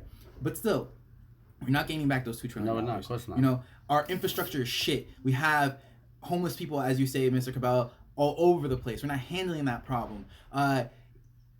We're tearing each other apart here on the home front, and we're not willing to deal with our domestic issues, but we're willing to like play foreign cop. Really? Like, that's just bullshit. You know, we shouldn't be the world's police. We shouldn't. We should just stick to our spheres of influence where we literally have power, have had power for centuries or decades, and just leave it at that. The lines in the sand have to be drawn. Roads are falling apart, but yeah, politicians are lining the pockets. Hell yeah. Very true. Hell yeah. Very true. Because at the end of the day, dude, here's the thing. A lot of these people that run the country, they can afford to escape once shit hits the fan. They can afford to go underground with years of resources able to sustain their existence. Us, we're just consumers to some degree. Granted, if you can make actions now to, you know, prevent any type of incident from occurring to you and your family, try to make whatever you can. One thing I definitely encourage is start to stockpiling on resources that you know that will stay with you for a long time, such as goods that will not perish. Unperishable. Thank you. I was trying to look for that word. But no, yeah, that's what it comes down to. That's why, I don't know if you guys ever noticed, I believe in Australia or Canada, somewhere in a English country, there was an issue with like potholes. And basically potholes inside that town, and it was so severe that people will always get flat tires. The axles will get fucked up. The suspensions will get fucked up. So people would constantly hit the 311 in their town to get a repair because You know, our local town's not fixing this. Like, who can we rely on to like help us fix this? So a bunch of young adults with skills in the trades industry started utilizing stuff. Well, they started putting shit together to make that black, what do we call it, black tar. I think they put out on the streets tar. Oh, the tar. Yeah, so Yeah. they started making tar out of their own backyards, and they started filling those potholes. Granted, while that was helpful, the city government came to tell those dudes, "Oh, stop doing that. You can't do that, motherfucker. You're not helping up. You're not helping with the fucking shitty ass roads. So we the people gotta do it for ourselves. Like, who the fuck is gonna help us?" So like, you know, a lot of it comes down to you having to be your own self sufficient individual, because the government's not gonna do it. Like, look at our train stations. Mr. Cabell's right. The roads are falling apart. Our train stations look like shit scenes. It's not being taken care of. It looks disgusting. Our trains are still running. Our trains are still running on a technology that's like 50 plus years old. Not even, almost a century old. Almost a century. Dude. Like, Thank it's you. fucking If nuts. I could move and head over to Europe, I would. I'd trade my gun rights over hands down. Damn. That's a dicey one. Yeah, that's honestly, a dicey one. because like, But I mean, hey man, I feel you. no, I'm not gonna lie. I'm not for that. I'm Yeah. more like, because if you think about it, if you went to Europe, then you do move into the sphere of influence where like, hey, Russia's breathing down your neck, you know, and then you have to deal with the migrant crisis that's coming up. From my opinion, nations should the be real exclusively pog focused dog. on the benefits. Absolutely. Damn. Absolutely. I wanna make it. Wait, hold on, real quick. Just the average mofo, barely making it by, got screwed with the college scam, and living in a Bible Belt full of people with their heads down. You gotta find a way to get out of that, homie. Don't let that get to you. I can imagine, because I grew up in somewhat like a Bible household. My family was really Spanish Catholic, and thankfully it wasn't that severe. But I know some people that was, to the point that it controls every aspect of their lives. Many interactions that they make with people that are not religious is considered, like, in their eyes, like, sinful, to some degree tolerable. So yeah, try to avoid that. Yo, hang in there, Mr. Cabell, man. Like, Kentucky's one of the poorest states. Yes, it is. I can imagine. But I want to get back to the real pog dog. In my opinion, they should be exclusively focused on benefiting these people. Yes. I feel like if you're in a government, obviously, you should be looking after your people. Just like if you run a village, you should look after the people of that village. Take care of them as the best way you can. I think one great thing about that statement, pog dog, is that, not to say what you say is wrong, I agree. But one great thing is that could then lead into like right-wing extremism if they take it up a notch. Not to say what you're saying is wrong, is totally right, but someone can exploit that view and take it up a notch and be like, only for my people. If you look like these people, then only I can help you. Like, etc. If you get where I'm coming from. And he also answers Cabal's. So another topic I want to get into. Actually, I feel like so. Actually, what we're all talking about here, and I feel like it follows in line with a question I wanted to ask you, which was, yeah, tell me. Or maybe what you want to ask is like, I'm like, and you asked this to me, it's like, what types of extremism maybe are being favored here in the United States as opposed to others, right? Yeah, most definitely. We're gonna talk about that. So by favor, do you mean like it's being popularized by the mainstream, or? So you asked me that question, and I found it very hard to answer, because I'm like, so when we came to mainstream, at least maybe media, right? Because I think we had this long conversation one night, which is like, in the media, it definitely seems to favor left, right? Media favors left heavily. Yeah, it's going mainstream left wing, and the outcast is becoming more right wing. And then from the fault, because no, they're creating their own media, so we can't really fully answer on that. Because again, society's being factionalized here, where it's like, where you'll go to where your tribe is. You'll go to where the people who are espousing your beliefs are, right? And there's nothing wrong with that. America allows that. You're free to do that 100%. The issue comes when you decide to threaten someone from the other group who doesn't agree with you. But I think maybe from the fallout of the Trump administration, especially right-wing people, pundits, believers in right-wing, I don't want to call it ideology, but maybe just like personal beliefs or whatever political beliefs they espouse, just a simple belief, are looked down upon. And I'm like, that's messed up, because not every Republican, truly to the core believe what Trump was espousing. To a degree, they just voted Republican also because they're like, yo, Hillary was not a great option. She wasn't. She was not a great option. The Democrats did not offer a good option from the left. To be like, hey, we're confident enough that we're gonna switch our allegiance from the Republicans and vote Democrat this time. No. And the only reason Biden got elected was because he was not Trump. That's the only reason he was elected. And I don't feel like he's doing a great fucking job either. Yeah, no, that's something I was gonna say. Like a lot of people made that choice of saying like, hey, as long as it's not Trump, then that's totally fine. Which I understand where it comes from because I'm not fond of Trump either. Like we could have found someone way much better. I personally voted for a third party candidate, the Libertarians, but they're never gonna get a seat because they're like less than 1% of vote. No, hold on, You want let to look it me up? let me fix that because I don't want to speak out my ass. So, Libertarian real Party. Pog Dog, Mr. Cabell, thank you very much for inciting these conversations. Really appreciate you guys. Seats in Congress. Let me see. Libertarian seats in Congress. Jesus, they don't got much. Who has one libertarian representing the House?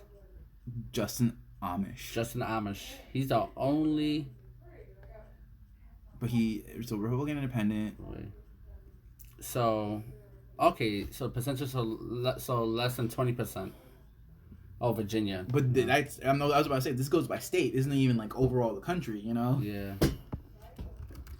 But now while we look for that, what was the statement? Oh, so wait. Mr. Cabal, no, Pogda said it perfectly. It's the law of polarity. If there exists one extreme, a group will exist to oppose it. Yeah, no, that's true. To be honest, we can probably agree to disagree, and I would love your guys' opinions on this. So let me know. Yeah. I believe that the left started off first with the basis of fear of fascism coming, because once Trump came into the spotlight, I remember once Trump first came in, we all made fun of him. I made fun of him, like this dude from Who Wants to Be a Millionaire. What was he, like American Millionaire or something? He did some type of show or something.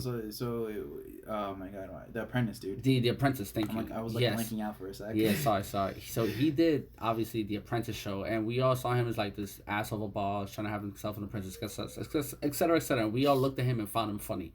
I thought he was a joke, but when he started gaining votes and support in some of these states, and some of these states were turning quick red in like a blink of an eye, we were like, this is a little bit nervous. How's he getting so much popularity? This guy speaks a lot of shit. He speaks out his ass, and but that's why though, right? Because he knew, right? So, and this is what I have to admit, in a way, he played the fucking cards right, which was he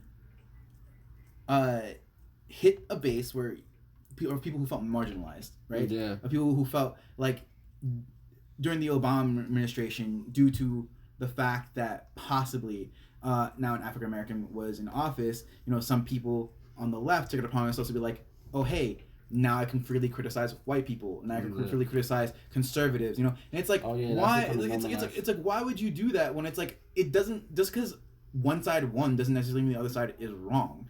Yeah. But because, and this is, I agree with the real Pog Dog when he says the law of polarity. Mm-hmm. It's like, due to people reveling now in the fact that, oh hey, a person who looked like me, or hey, the Democrats won, especially after the Bush administration and that whole fucking debacle onto itself. Yeah. People got marginalized just for being Republican, or just for being white, or just for like espousing conservative views, and I'm like, that's messed up, Yeah, and yeah, Mr. Cabell, thank you very much. We don't want this to devolve into a shouting match. I have friends from both sides of the aisle. I have friends who did vote for Trump.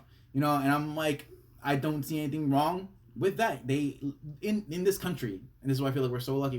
We have the freedom to talk about our views, right? We have the freedom of our choices, right?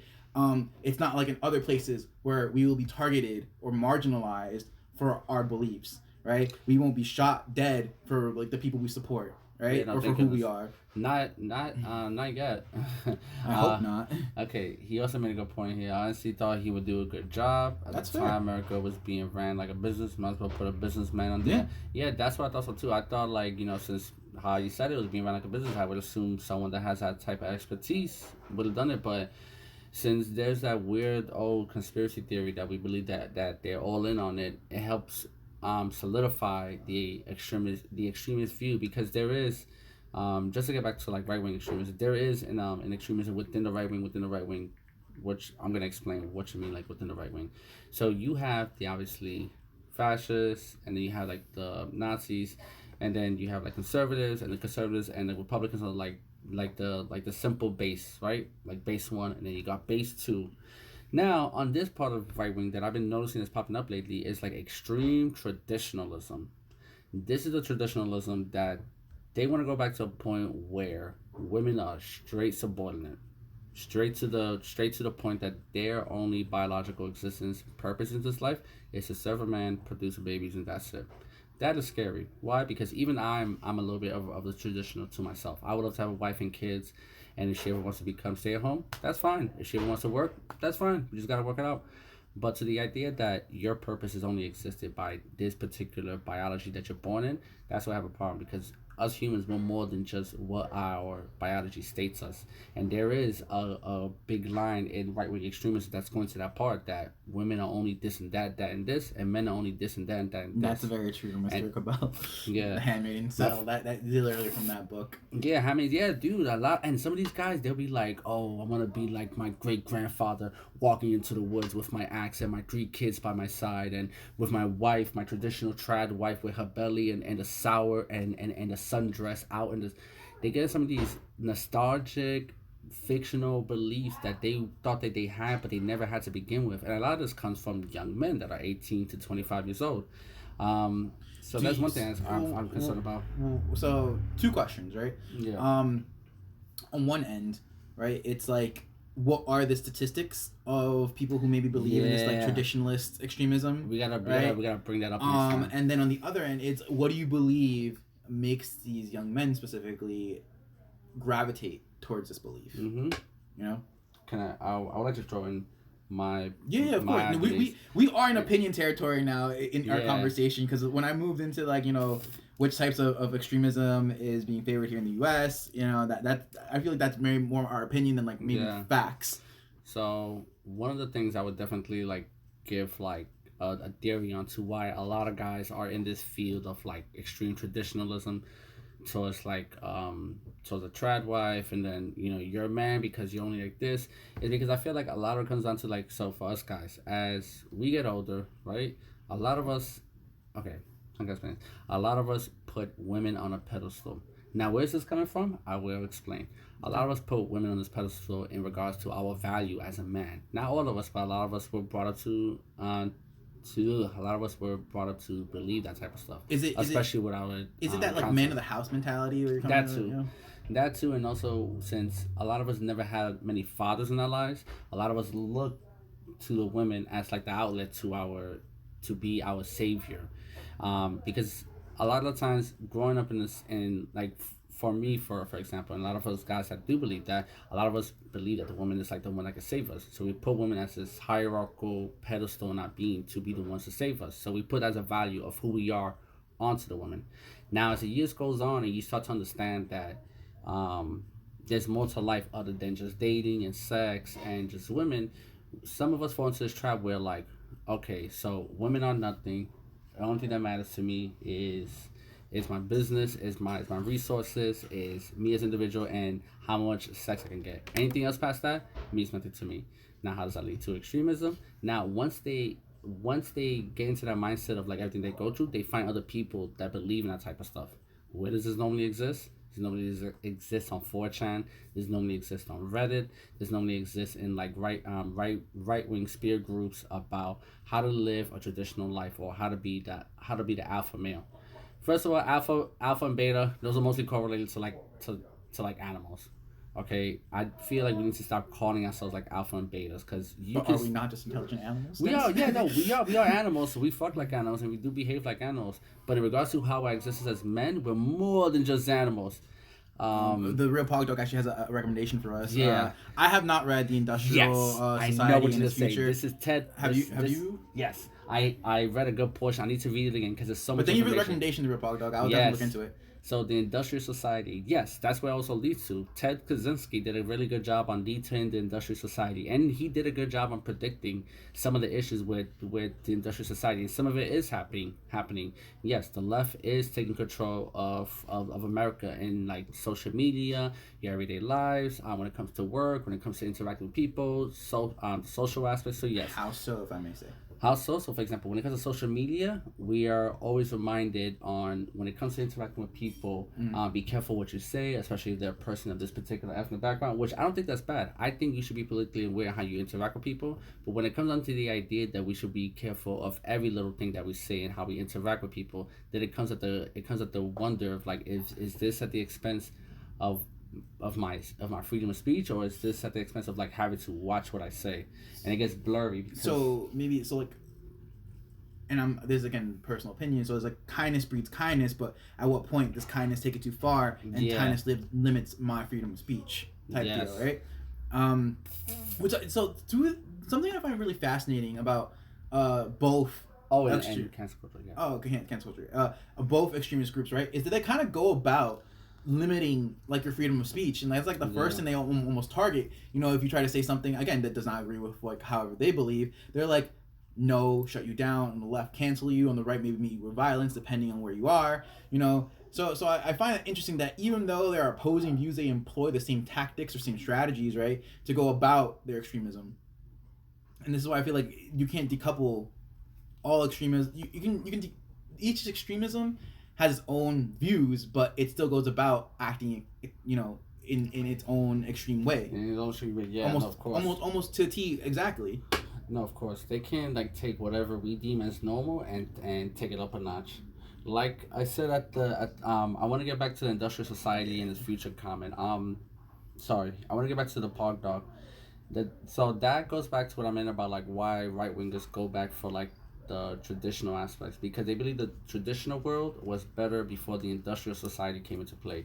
They believe because of the industrial revolution, that's when the problems of men started coming into play. That's why men are very unhealthy. That's why a lot of us men, we have we have problems breeding. That's why in society we have degeneracy. That's why in society we have divorce rates going up. That's why in society we have murder going so rapid. That's why in society we have fallen families. The nuclear family is like ceased to exist at this point. Not to say it's not existing now, but it's barely the image that it was 20 to 30, 40 years ago. So when when Ted Kaczynski was making the argument about going against the industrial society, he was making the argument that we must revert ourselves back into nature, back into like the actual motherland of Mother Nature to resist society, which I can agree and disagree, because at the same way, the society has fostered and prospered many things for our well-being to continue living. However, at the same time, the society has also brought many problems that are very reprehensible and cannot be reversed, i.e., climate change and social issues. So I would like to actually comment on what Mr. Cabell said. I know that I've seen articles and such. People think that destabilizing societies might happen in our lifetime. Yes, that's very true. Actually, some people have predicted. What he says, people think. Where are you reading? Oh, think of stabilizing. Yeah. And no, I agree. Yeah. Some people have stated, and, I agree. in certain articles and certain scientific articles that said in the next 20 years we can see societal collapse. You know, that we're actually ahead of schedule for societal collapse. It was thought that maybe in the 2060s we'd be seeing this, when we were probably I'm guessing maybe all of us here are like between like our 20s to 30s age range. I'm just guessing here. And by that time that would be in our 60s and 70s. Yeah, but no, they're actually 80. No, but they're actually stating now that we're gonna get there at in the 2040s. You know that things are accelerating, right? And actually, 31. About to be 30. And I'm actually looking up what the real Pog Dog said about accelerationism. Yeah, I never heard of that, but it kind of makes sense, because I would honestly argue, not against you, but I also argued, I also noticed that on like the left wing as well. A lot of time. Basically, they believe society is going to collapse anyway, so they decide to hasten to basically get it over with. Yes, okay. Dude. Yes, that's why I take back about what I said about left wing. I mean, granted that's there, but I'm gonna talk with you on that. I agree. I've seen a lot of right wing people that believe that this society is like shitty to like begin with. There's no need to like reverse the society. There's no need to bring it back. There's no need to save it. Just like let it collapse. Yeah, I agree, Mr. Cabell. We can make it better if we all work together. That's the thing. We can make it better, yeah. But that's another thing. Like it goes deeper than into politics. Not to get into the field of psychology and emotions, but also it comes down to like psychologically how we are as people, and are we willing to make any type of change within ourselves that we can make with people that we're not familiar with. You know, because granted, like Carlos here, I've recognized him all my life, so I feel completely safe, and I'm willing to make changes with him. I'm willing to compromise with him, no question asked, because one, I love him and I know him. With strangers, I have to consider, who are you? What is this intention what is essential for me? How is this going to benefit us? I have to consider all these things when it comes to strangers because I don't know a stranger. I can't identify you on a safety aspect if I don't know you. Whereas with Carlos, I don't have to question him. So that's one issue. Like when it comes to strangers, we have, we obviously have to question each other on what are we doing? What are we interacting? How do I know you? What is your interest in for me? And what is my interest in for you? So it comes down to like having to work with your fellow neighbor human, whether they're man or woman. It gets complicated as fuck. And actually, to speak on the acceleration, so yeah, acceleration. But now I also get it, right? So, and this is actually something I've been kind of scared of in the back of my mind, which is like, so when it comes to Christian right wing fundamentalist extremists, right? What scares me about them is that it almost kind of feels like they buy into the whole Armageddon apocalypse factor. They do believe that we're living in the end of days, and they don't feel like stopping that. They're like, no, the Lord's gonna come. So and it really, really kind of like worries me. So that's very hell yeah, absolutely. And it gets me because I'm like, you want to see like all this terror and stuff, all this straight destruction. Yeah, and it's insane because they're willing to by the Bible to accelerate this degradation of society to and then prepare themselves because they believe they believe they're the chosen people, or they're the right people that are going to go to heaven. No, yeah, true. Just to be like, oh, it's true or it's false. I knew it. Yeah, you can never police an extremist because they're always gonna find something to get angry about. True. No, yeah, that's one thing I noticed too. Because what is it? When it also comes to the extremists, a lot of them are like die-hard fans for chaos. I believe instinctively, not only are people are of their environment and how they are as individuals or groups, especially when they're born. I do believe people instinctively have things about them that has nothing related to the external world. That's just dumb. Like that's just how they are. And some of those people, I believe, instinctively have a dark side to them that they just naturally feel tuned to manifest it. And some people have a light thing to them where they just want to manifest, the great things of life. And some people like that, they're just gonna take advantage of whatever they can. Like I do believe that some people are inherently evil as they grow. So you think that maybe also some people are just radical actors? Yeah, some people naturally, like we cannot properly explain like why some people may be more aggressive than others. Well, we can't explain that by external factors, but instinctively why some people are the way they are. That's a very complicated thing. Like it's a lot to unpack for sure. Yeah. Like you'd have to go into the psychology of the person. Yeah, and we're not gonna do that. How they were nurtured, the nature they came from. Yeah, and how they were raised. Yeah. Another thing I want to talk about. I don't know if you guys ever heard the question of whether colleges and university is harboring or fostering left-wing extremism. The left wing tends to be nihilistic, and the right wing can be affectionate. Yeah. That's so true. That is so true. Yo, absolutely. I love you guys, man. Like, thank you for being part of this discussion. It's really amazing. Pog dog is facts. Yeah, no, that is a lot of it true. I was reading I believe I wouldn't say like a newspaper, but it was in regards to like an article about how the values of left wing people are more like postmodernist, nihilistic, defeatist. They're normally of people of like of low social standing. They're very like negative. They're very like they can be very depressing. They're basically like emo times 1,000, but with like with evil intentions and like resentment and bitter. Like that's what I see there. But then like the right wing as well. Like the right wing have this grandiose, over ego, I'm the superhero type mentality. Nothing can stop me. I am the grand god. I am the one that can stop it. Whereas the left wing is like, it's kind of hard because I'm trying. So the way I see it, right? The way I see it, right? So fatalistic. I'm looking up. Fatalistic. Fatalistic. Yeah. So, nihilistic on the left is that they feel like maybe they can't fix anything anymore. So therefore burn the system down, and replace it with whatever. Fatalistic when it comes to the right, it's like they're willing to literally accelerate, like going with the accelerationism. Sorry, guys.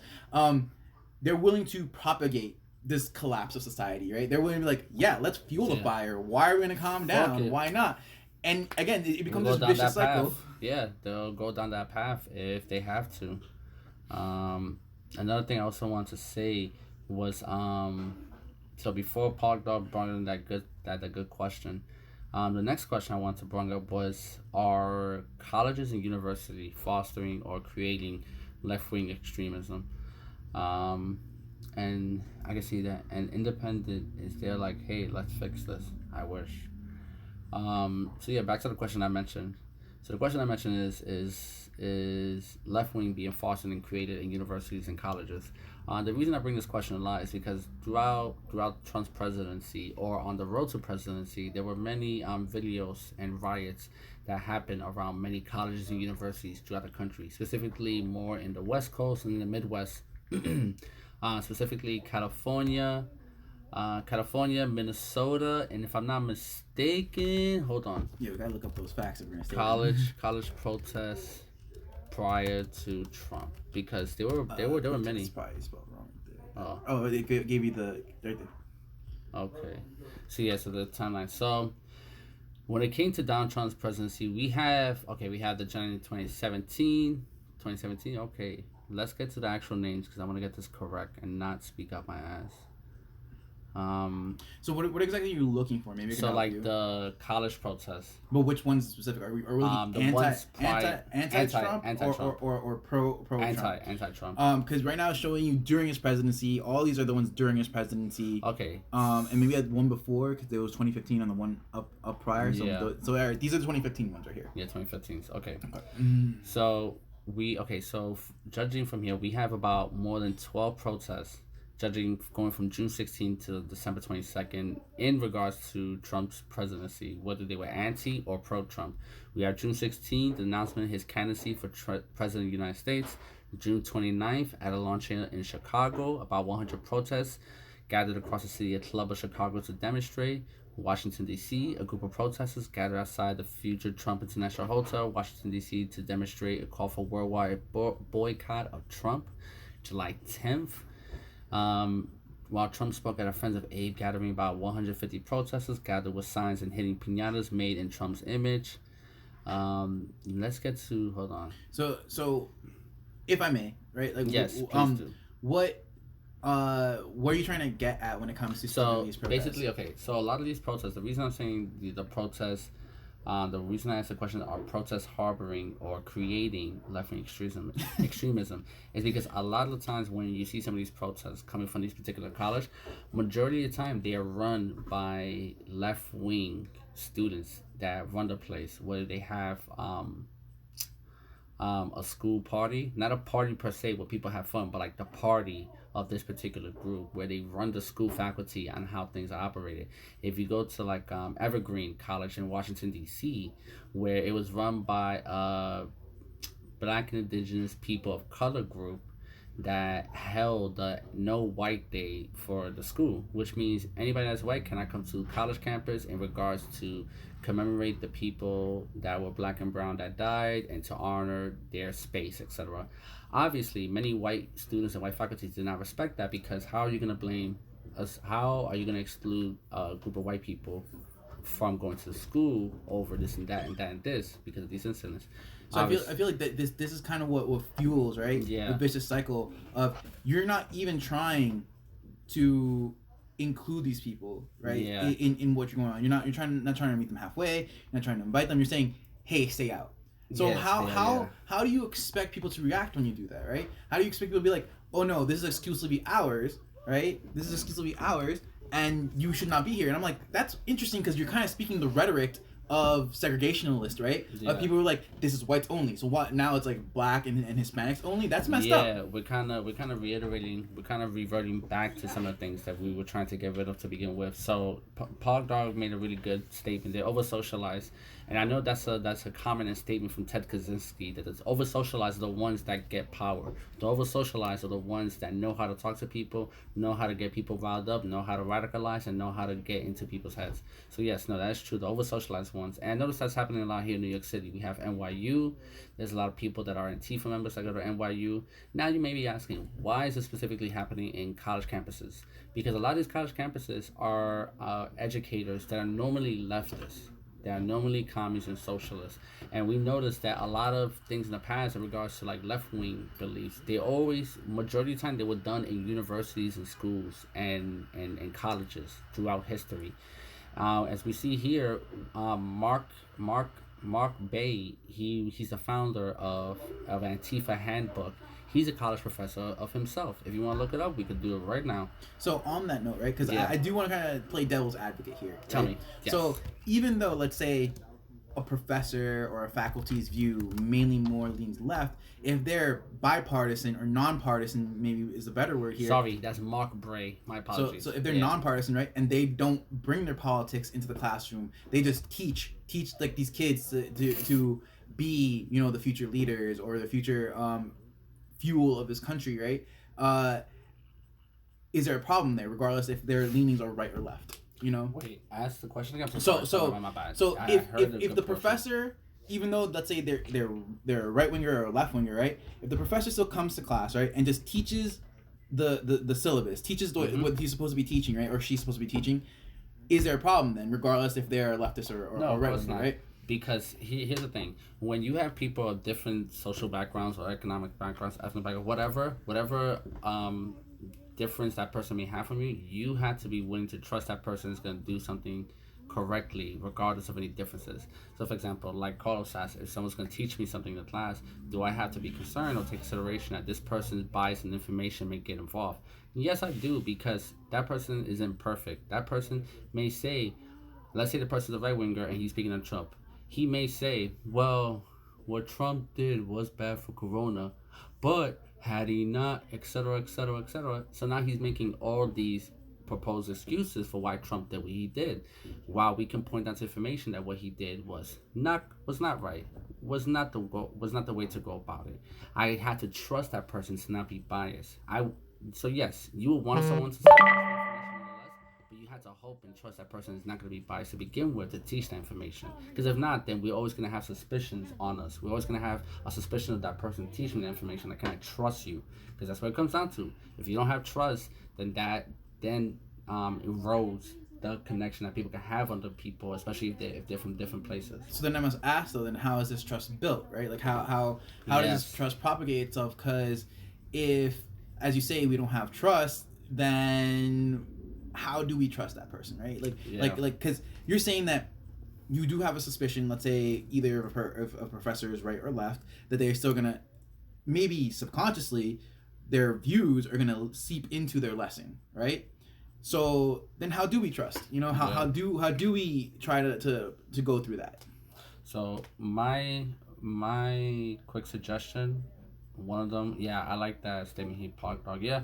I think the psychological reasons that the left lacks confidence in their strength and individualism. It's normally like that, because if you look at the values of left wings, it's mostly community based, mutual aid, government involvement, democracy, whereas the right wing is more like individualism, laissez-faire, being left alone, family based, and etc. stuff like that. So one of the best ways I think you can build trust is it takes someone to make the choice of going out of their way to trust. That's one of the ways. Now, so that's on the receiver end. That's has to be on the receiver's end. Now that comes out to the point that you have to be willing to make that choice. But then by that choice having to then be made, that person then has to have some type of confidence that trust is going to be reciprocated. Because at the end of the day, if I'm a commie, right, and something's occurring in my life, and I just happen to like bump into a fascist, to some degree, depending on the circumstances and the situation that's happening there, I may have to come to a point where I have to trust him to some degree. Granted, he may see me as an enemy, I may see him as an enemy, but in some degree, to some situation that is out of my control, I may have to rely on him to help me. And some people have to go out of the way to start trusting and go out of the way to trust, because you cannot legalize or subsidize trust. There's some things that cannot be done with like political power in regards to how people feel. So, guy who disagrees just asked a question. Do you think we should take the parents who are unvaccinated kids away from them? No. That's too much. overreach, That's overreach of the overreach. law. Now like, you're going into someone's like sanctity. You're going to someone's not home. even just you're taking away someone's kids, right? All right, and their bond. You're breaking a bond, but you're also traumatizing that child from ripping them away from their parent. You know, and again, you have, and this is why I feel like it's fucked up. Where it's like when it comes to the vaccines, right? I feel like you should have the sovereign right over your body to say I do or do not want to get vaccinated. One, yes. Now, how does that then interact with greater society, right? Because it's like, if I'm unvaxxed, right, then what do I do here? You know, because at some point there are going to be things lobbied against you, right? So if you follow, though, and if we all had followed the guidelines at the beginning to, you know, social distance, to wear masks, we probably wouldn't have been in the state that we are right now, given Omicron has totally proved that wrong, considering just how vicious and insidious that variant of the disease has been. Do you know, in Washington State, Governor Inslee has created unvaccinated into internment camps. Canada has built camps. Oh no! Unvaccinated. Sorry, we're having technical difficulties. Dennis just dropped the camera for a sec, so it has a straight line.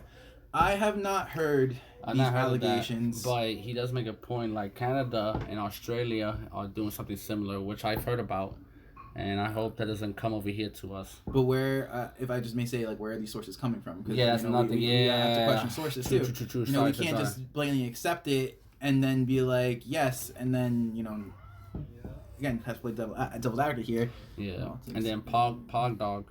The politics of it makes it way too messy. Regardless of if it's your intention, it looks like you're enforcing your politics with something exceptionally cruel. That's very true. Oh, did you know? Oh, do you think? So it's what he's saying. Yeah. You know, it's like, you know, even with the best intentions, you go in here, right, to try to meet someone halfway, and it could still be taken the wrong way. That's true. You know, that's why even like in the extremist view, it's like it might not be so that they're being infringed upon, but therefore, if they believe that they are, they're still gonna react in a certain way. We're like, fuck off. Of course, how their mindsets are gonna be placed. Yeah. Just pointing to fight my politics. I'm just saying it's wrong. No, I agree in the I wrongness agree, aspect. like in the sense that it's wrong. But at the same time, it's like I want to see more of this information coming out that people are being put into camps, because these were just like sites or links maybe to like where this is happening or like what's reporting on it. You know, that way, you know, we can back up what you're saying. Yeah, because I want to see more of it. Don't get me wrong, I haven't taken the vaccine yet because I don't trust it enough. In my opinion, we can get into that discussion some other time. But that's just my personal opinion, you know. But I do think about it every now and then, since I do have asthma, and I do take consideration of, like, God forbid something do happens. I mean, I have a fighting chance, but I do take care of myself as much as I can. So I am vaccinated, and I did have COVID. I got vaccinated after I got COVID, and I got it pretty bad. Like, I was spewing out, like, I was coughing up blood.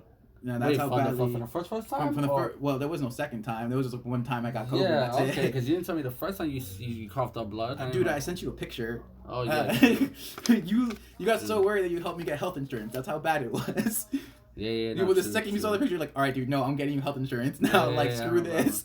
Yeah, I remember that.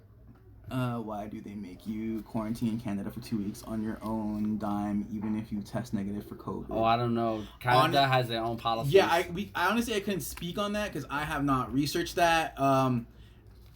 If you give us some sources, definitely we will look into it. We'll definitely take suggestions here and we'll look into those sources. Yeah. You know, and on your own dime, you know, obviously they're not paying these people to be self-isolated. You know, if they do not have COVID.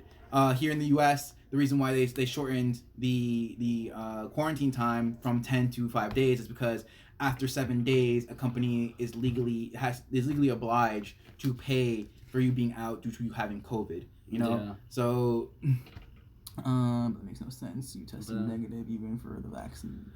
Yeah, because they just want to try to lessen the spread as much as they can, even if you're vaccinated, because we know that some people can still get it.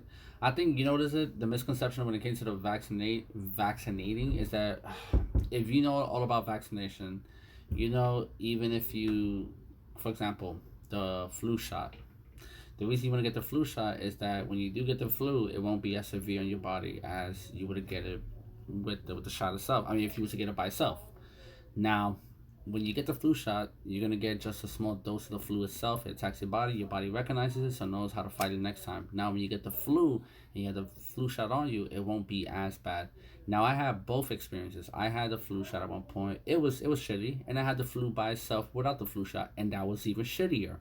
So, um, the reason why people were getting so worked up and so weirded out because I think the media did a bad job when it came to how people are gonna really be after getting vaccinated. Once you get vaccinated, doesn't mean you're not gonna get it. Doesn't mean it's not gonna attack you. You're still gonna get it, but it's just not gonna be as severe on your body as it is. Now we're getting to the point where like we're finding out that these vaccines don't last as long as they intended to as long as they intended Or as I stated, as they stated.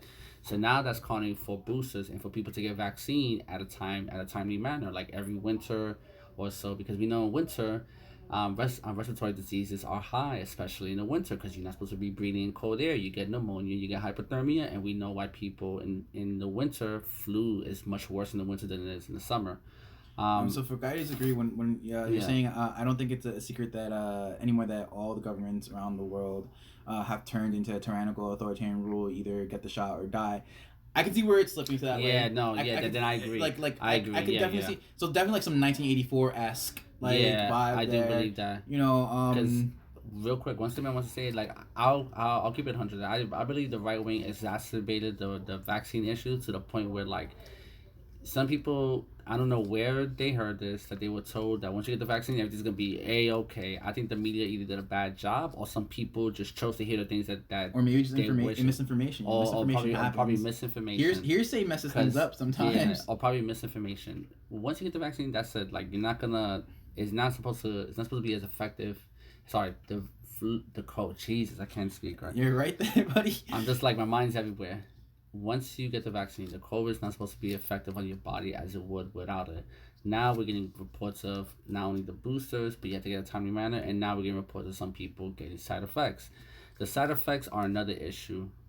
He said, "Hey, God bless you guys. Keep up the good work." Thanks, man. Have a good day, man. Oh, damn, he left. I want to tell more. But one thing I want to say about the side effects, that's another legitimate reason to why people don't want to get it, because we're seeing some people that get it and then they end up dying, or they just get a weird side effect issue that really results in like long-term issues as they get older. I would like to say that I like the guy who disagrees brought this into the conversation, because it does play into extremism, especially current extremism, right? Yeah. You have people who are unwilling to get vaccinated. Then that's like, all right, cool. You don't want to get vaccinated, then wear a mask. But then you won't want people to even do that. So at what point?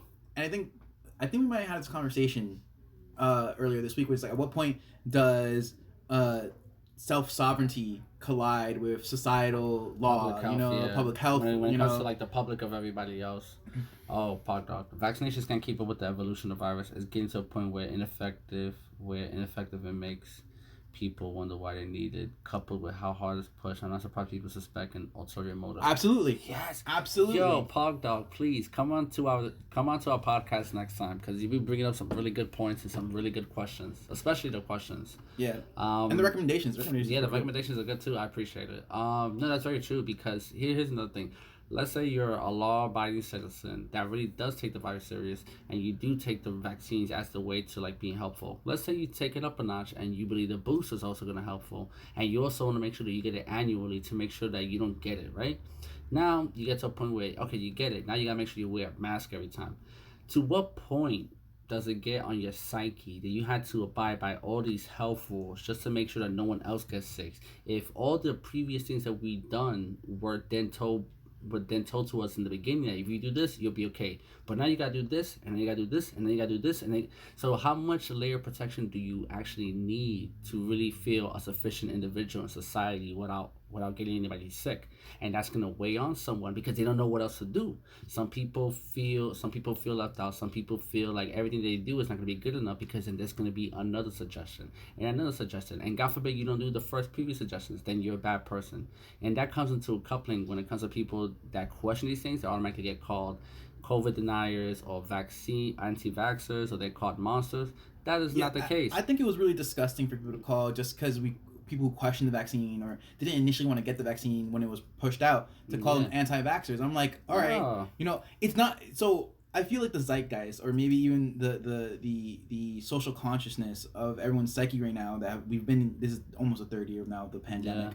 No, 2 years in the U.S., but third year in the whole world. So because we got it in March 2020. So okay, I'll give you that. Yeah. Fair. So No, because it's weird how we talk about timeline on that. But if you want to get technical, okay. 3 years. Fair.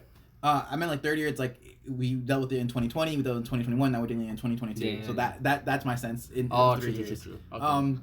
Some of us have lost people. My grandparents, unfortunately passed away, during the first wave when we didn't know what was going on. It was a huge hit to me and my family. Huge numbers of my family were exposed to this and got it, some severe, some not. But I still questioned when they rolled out the vaccine, because I was like, we pushed it out too fast, right? Yeah. How are we sure this is gonna work? Are we sure that it's not gonna have some negative effect on our bodies later on? Because it's a big question to ask. You're asking all of us to trust, systems that sometimes have not been fair to everyone, or who have experimented on segments of society, right? And only later on are they prosecuted for it, if even to the fullest extent. So how can you dismiss people's wariness? How can you dismiss people's concern, by saying, oh, you're an anti-vaxxer, oh, you must be a monster because you don't want to get things back to normal. Oh, you want the children to die. Everyone wants things to get back to normal. I think the last 3 years have been all of us trying to get things back to normal, and it just hasn't, because every time it almost seems like it's going to, another variant hits us. Oh yeah. No, it's true. That's what it seems like it's coming down, and in a few we're probably going to finish up in 2 hours. Maybe so. But because I want to do something. But to ring it in, right? To ring it in, because I'm glad we talked about the COVID pandemic and its impact on society, especially when it comes to extremism and polarizing our society amongst different lines. Do you believe we can just de-escalate all this situation? Is there a way that we can de-escalate the extremism that is now happening in the United States? At this point, to some people, yes. Some people you can't, because I guess we're really ingrained so far with everything that we've had so far over social media, that it's nearly impossible to change these people's minds unless they go through some type of an extreme 180 mind shift on everything they've been taught. And this would have to be on their end, right? Not enforced upon them, because no, of course not. Because at the end of the day, you can never force anything on anyone. That's one of the last things you can ever do to someone. If you want someone to change, or want someone to learn something new or do something different, them changing ultimately comes from their voluntary choice. You can force, but think about it like this: what if you then did force them to learn all the facts? They're gonna have a negative reaction to those facts because it was forced onto them. They didn't experience those facts with their own voluntary choices of wanting to learn. They got forced into it with probably with force. They probably got forced into it with threats, and they probably got forced into it thinking that, hey, if you don't do it, you're this and that type of person. So it kind of fucks with them.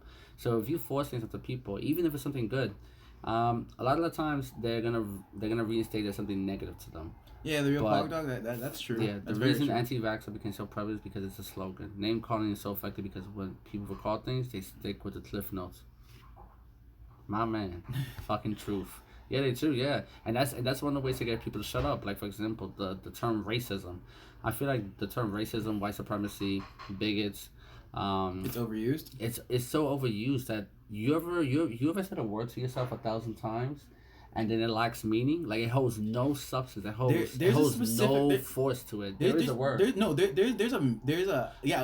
that describes that. I just don't know what it is. Yeah. I forgot what it's called. But if you say a word, for example, like if you say piano, like more than 20 times, after a while, piano feels like nothing. It doesn't give the image of the actual piano. It holds no value. So when you state these words constantly, back and forth, that holds little to nothing after a while. The meaning loses it. Yeah. But then at the same time, it could still hold that powerful meaning of what it means. Like, if you call someone racist, some people are gonna not question, like, well, how is he racist? Oh, he's racist? Alright, so we gotta use violence to stop him. Semantic satiation. Yes, thank you so much. Semantic Satiation. Yeah, it's a psychological phenomenon in which repetition causes a word or phrase to temporarily lose meaning for the listener. Yeah, yeah. Basically, yeah. Like I say, it's a psychological thing. But also, so it explains this, right? So the person stating, right, the term or the label, right, still has that power, that venom behind it. But then to the person that's constantly repeated to, it's like, I'm not that. And it loses. They hear it so many times. There's like, all right, so like anything I practically do is racist. How can I how can I connect with that word? Or how can I react with that word? And well, then it causes an individual maybe to ask themselves, okay, so do I give up some of my personal civil liberties? Do I give up some of my beliefs just to, I guess, get along in society, or do I hold my ground? Do I not give in? Do I not cave in? Do I tell these guys to fuck off and basically be like, you know what? I'm holding on to my personal beliefs. I tried to understand you guys, but clearly you don't want me to understand you. Yeah. And now you're labeling me things that I never was, but clearly now you're pushing me to that extreme. Yeah, no, of course.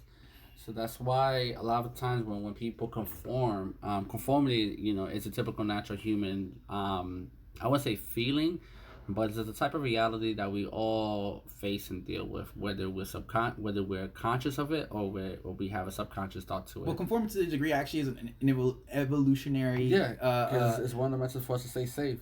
Well, yes, it's an evolutionary. Oh my god, I'm like blanking on this word now. Tactic to basically stay safe, survive. Because we are social animals.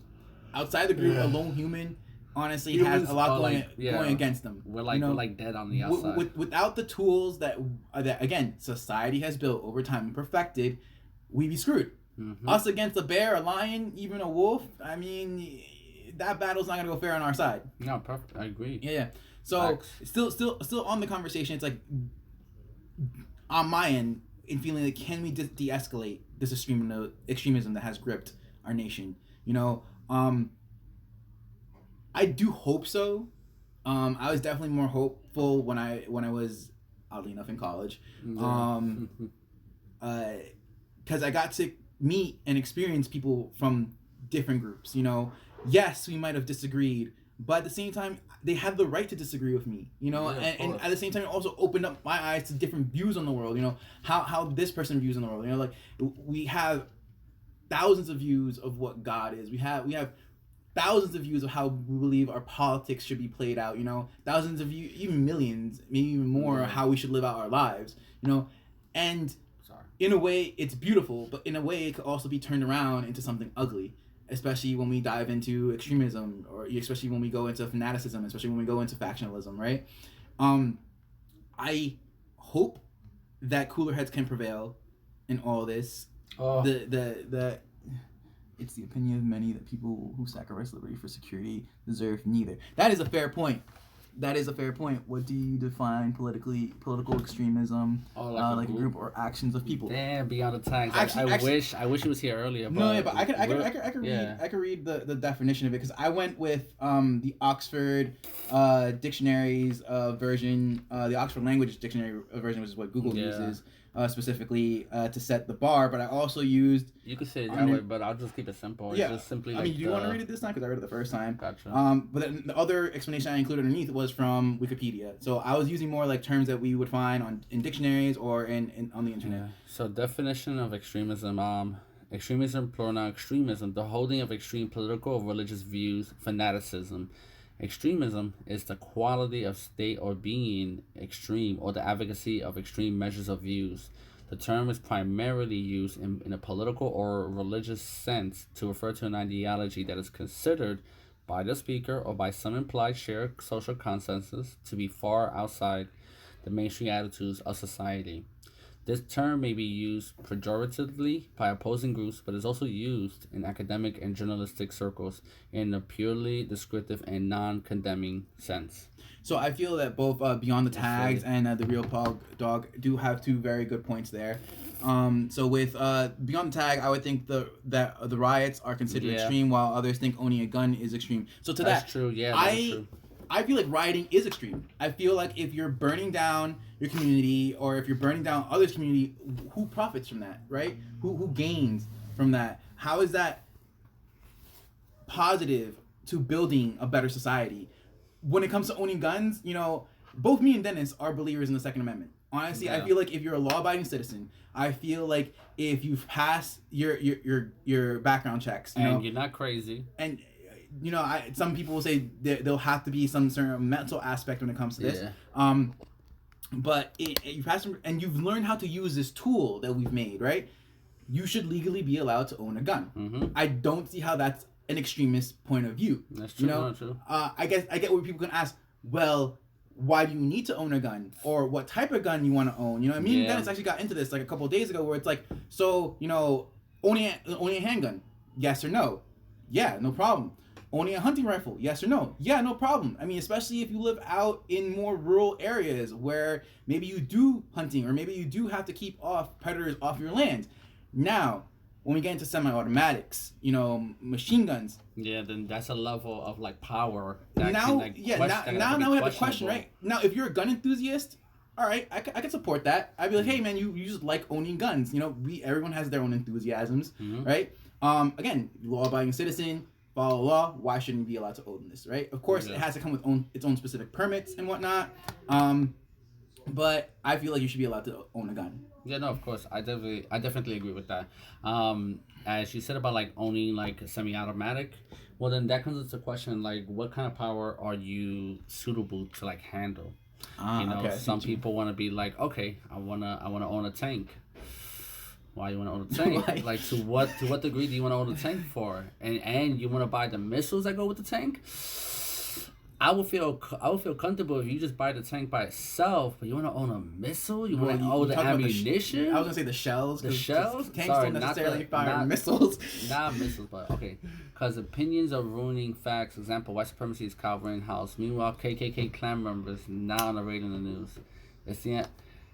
Thank you. Granted, I'll keep this 100. In regards to the Kyle Rittenhouse, I think he's dumb, but at the same time, I still support his defense and everything. I watched the video. Yeah, same here. I watched the video. I watched the videos from the beginning to the end. There's no way you could tell me that man did not defend himself. He defended himself.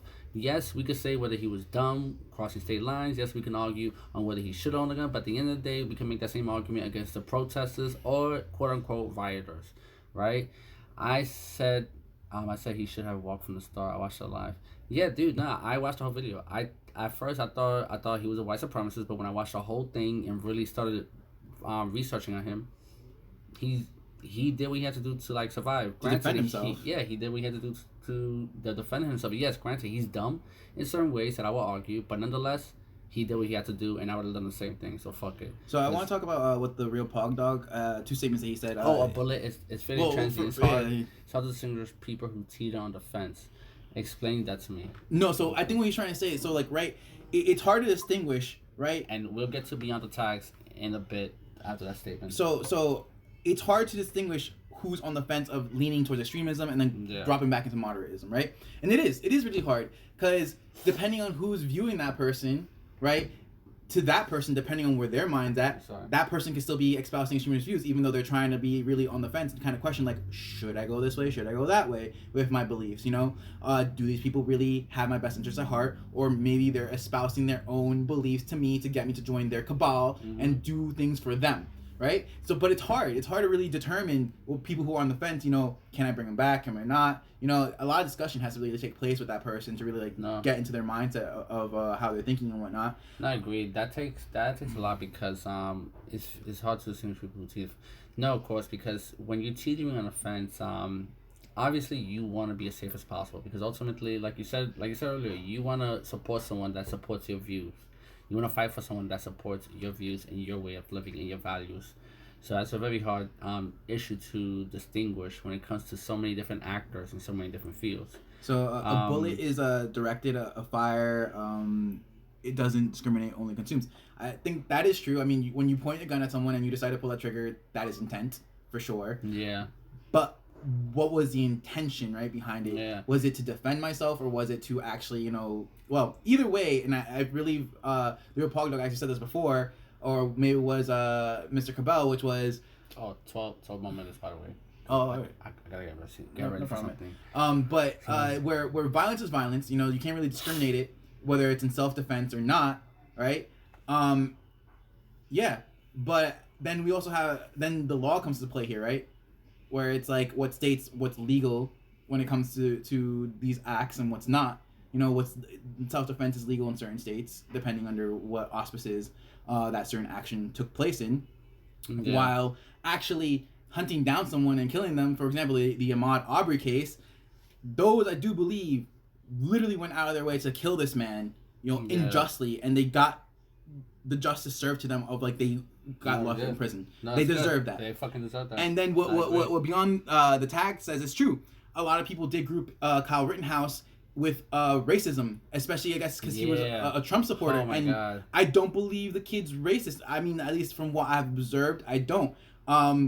Yeah, like there's more to someone other than just what the fuck they put in their social media and their pictures. Like granted, I seen him with his Blue Lives Matter shorts. That is not enough to prove you're white supremacist. It really isn't. It really isn't. Because if you have a Blue Lives Matter support shirt, but then like all your friends are like not white, and you really do help like the community by going down to the homeless shelter. If your actions prove otherwise from your cloth and from what you wear, there's no way you could be a white supremacist. Your actions have to fit that of the person that is a white supremacist. But I feel like something that's not brought up in the Kyle Rittenhouse case, right, is the fact that he tried to surrender himself to police officers after he shot those people. Yeah. Right, that's not espoused enough, right? Yeah. It's like again, he abided by the law of what he did, So and then for people to label him racist, and then the Beyond the Tag does say it right, where he's like, the two people he did kill were white. They were both white men. Yeah, that's what I find funny, because whenever I bring the Kyle Rittenhouse to people that are not aware of it, they say, "Oh, he killed 2 black people." Where? I saw the video. I ain't seen no black people that he shot. He shot 3 white guys. 2 of them died. The third just happened to have his hands blasted off because he came from behind Kyle at first when Kyle was on the floor after getting hit by some of the motherfuckers. And then I believe what's that guy's name, Brian, that he came with the hands like this, and then the moment Kyle turned around, he pulled out a pistol. So yeah, that's the instant. That's the instant where he shot. So that's when he begins to shoot, right? Because a guy literally threatened his life with another firearm. Yeah. Right? And that's when he raised his gun and shot. And then someone else came to hit him over the head, I believe. I don't know if it was with a 2x4 or if it was a skateboard. I do not remember. So then he shot him, and then he shot one more person in defense, right? And I get why they can just get very heated because, unfortunately people died, but I do believe Kyle Rittenhouse was innocent. I believe, yeah. And then if you can believe Kyle Rittenhouse was innocent, be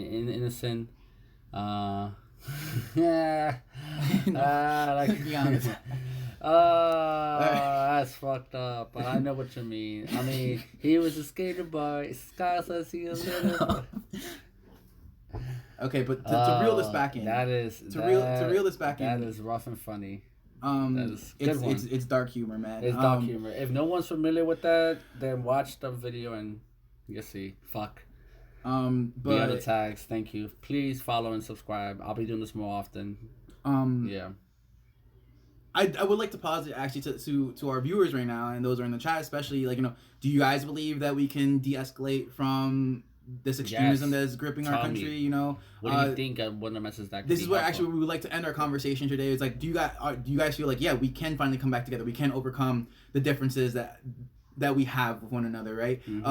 This country can move forward from its bloody and wrecked past, and we can help one another, or are we just gonna devolve, unfortunately, into tribalism and fight one another? I agree with Beyond the Tags. No, we can't. Once the media loses grip on the people, then we have a chance. Yeah, that's true. Tilgen, no, this is not a MAGA stream. This is a discussion about political extremism and the effects that it has on American culture. We're actually both him and I were anti-Trump, but we're also anti-commies. We're just I would say we're like big believers in like both left-wing and right-wing unity. I would say I'm more of a centrist, but I'm a little bit left-leaning centrist. I definitely call myself a liberal to a degree, but I wouldn't say I go fully into all liberal values because I do hold some conservative me too. Beliefs. That mainly comes from how I was raised in my family and all that. Yeah.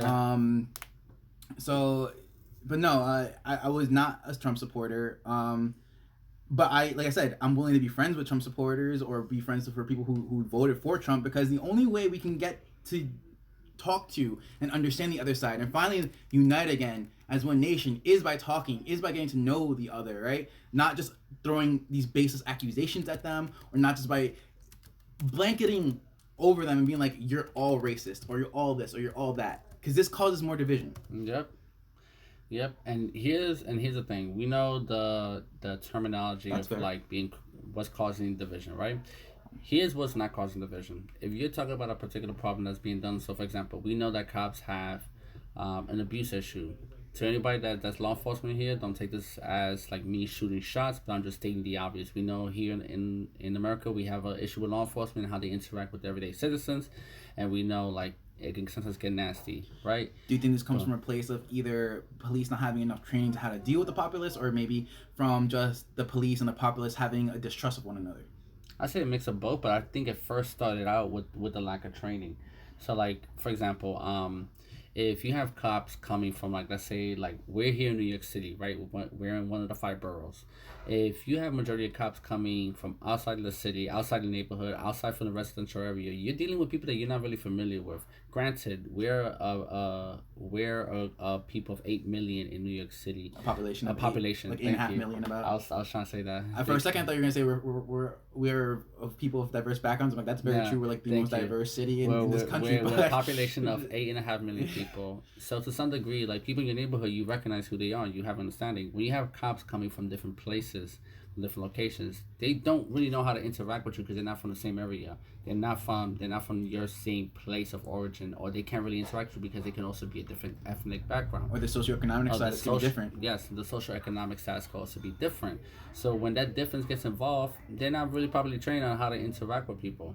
So for example, if you have a lot of, not to say this is all the time, but this is true in many cases, if you have a lot of Caucasian cops going into a black neighborhood, they may not understand the slang and the terminologies of how some people speak in that neighborhood, whether they're Hispanic or black. They may not understand how they come off. They may take it as a threat. They may react negatively. But if you have someone from that neighborhood that tends to police that neighborhood within that community, he has a better chance of understanding the people that he works with and is supposed to protect, as opposed to someone that's coming from Connecticut that knows nothing about New York culture, and they come to New York culture and they don't know how to interact with the people because they're a whole different background, different world. So when you bring people together that of the same place, it makes it easier for them to like talk. And then you also said is the distrust. I think the distrust came second. So actually, I'll disagree on that because like distrust, if you think about it, is the history of law enforcement. In this country, that's true. Yeah. So ram this lack of training, right, and then have also the backdrop of the history that's happened in this country when it's come to specifically, in this case, Caucasian law enforcement interacting with ethnic minorities. Right? It hasn't been pretty. No, it hasn't been pretty, and to some extent, especially in certain parts of this country, this can also include our city as well. Here in the north, they have helped, racist extremist groups to pick on ethnic minorities, right? Yeah, no, of course. So this all fuels like this distrust of the police, But I feel we can do better. I feel like with better training, half family law enforcement, I feel with better training, we can bridge that gap. I feel like with better community outreach, we couldn't close this, I guess maybe unknown factor of like, I don't know what you're saying, or maybe I just don't know where you come from. Yeah. Let's not be strangers. That's another issue too with the language barrier. Well, depending on the community, I think. Yeah. Because I know, like, there's definitely the connection between, like, Dominican law enforcement police officers and interacting with Dominican population or just a Spanish population. Because, like, here in New York, we have an extremely huge Puerto Rican population with a dominant Hispanic culture in New York City. With about over 3 million Puerto Ricans. Wait, let me check. Hold on. Wait, what are you trying to say? Because for example, what I'm basically saying is that with a very big Hispanic culture, it makes sense to have a diverse police group of people, especially a group of people that speak Spanish. Because with many Puerto Ricans, a lot of us do not speak English whatsoever. So we basically rely on family members or social services to help us in regards to like communication and conversing with other people, especially people of government I don't say government forces, but you like say government background. Government background, yeah, for like welfare and stuff like that. in that regards. So it makes sense to have like a diverse police system that's full of non-English speakers as well that don't only speak English but they speak other languages. But I feel like that's understandable in big cities, right? Big cities with diverse populations, right? But then when we're talking about more rural areas who mainly have people who speak English or maybe a certain twang or slang of accent of English, right? Yeah. Then it gets a little more difficult, doesn't it? Because if there's only a certain segment, a small percentage segment of that society, maybe 5%, maybe 1% of society that is an ethnic minority, then it's kind of hard to bridge that gap, isn't it? And then it's kind of like So especially with people that live in a rural area, they're not exposed enough to like people of like different backgrounds too. Well, yeah, that's true. 'Cause I mean, like only over time do people start moving out to the rural areas. But yeah, I think on that note, maybe we can finally end this podcast. Yeah. You guys have been amazing. Thank you so much for joining us. Pretty freaking awesome. Much appreciated. We're definitely gonna have more discussions like this in the future. Hopefully very soon as next week, which most likely will happen. Just a small caveat: I might not always be here because this is Dennis's political channel. But I did want to help him in his first podcast. But yeah, I hope to see you guys again. Hope to be here again. Have a great weekend and a good night, guys. And stay safe, please. Have a good Saturday. Be safe. God willing, God bless. I'm not a religious person, but I do believe in something. So, love you all, guys. Take care. Yo, and if you guys have any questions, any criticism, anything you disagree with, I would love to get involved with that discussion. Right. And tell us how we can do better. Yes, tell us how we can do better. And please subscribe, follow. Let me know what you guys like, or let me know what you think. It will definitely help. Have an awesome night, guys. Be safe. Take care. Stay warm out there if you're in New York or on the East Coast for that matter. In the north, basically. Yeah, true.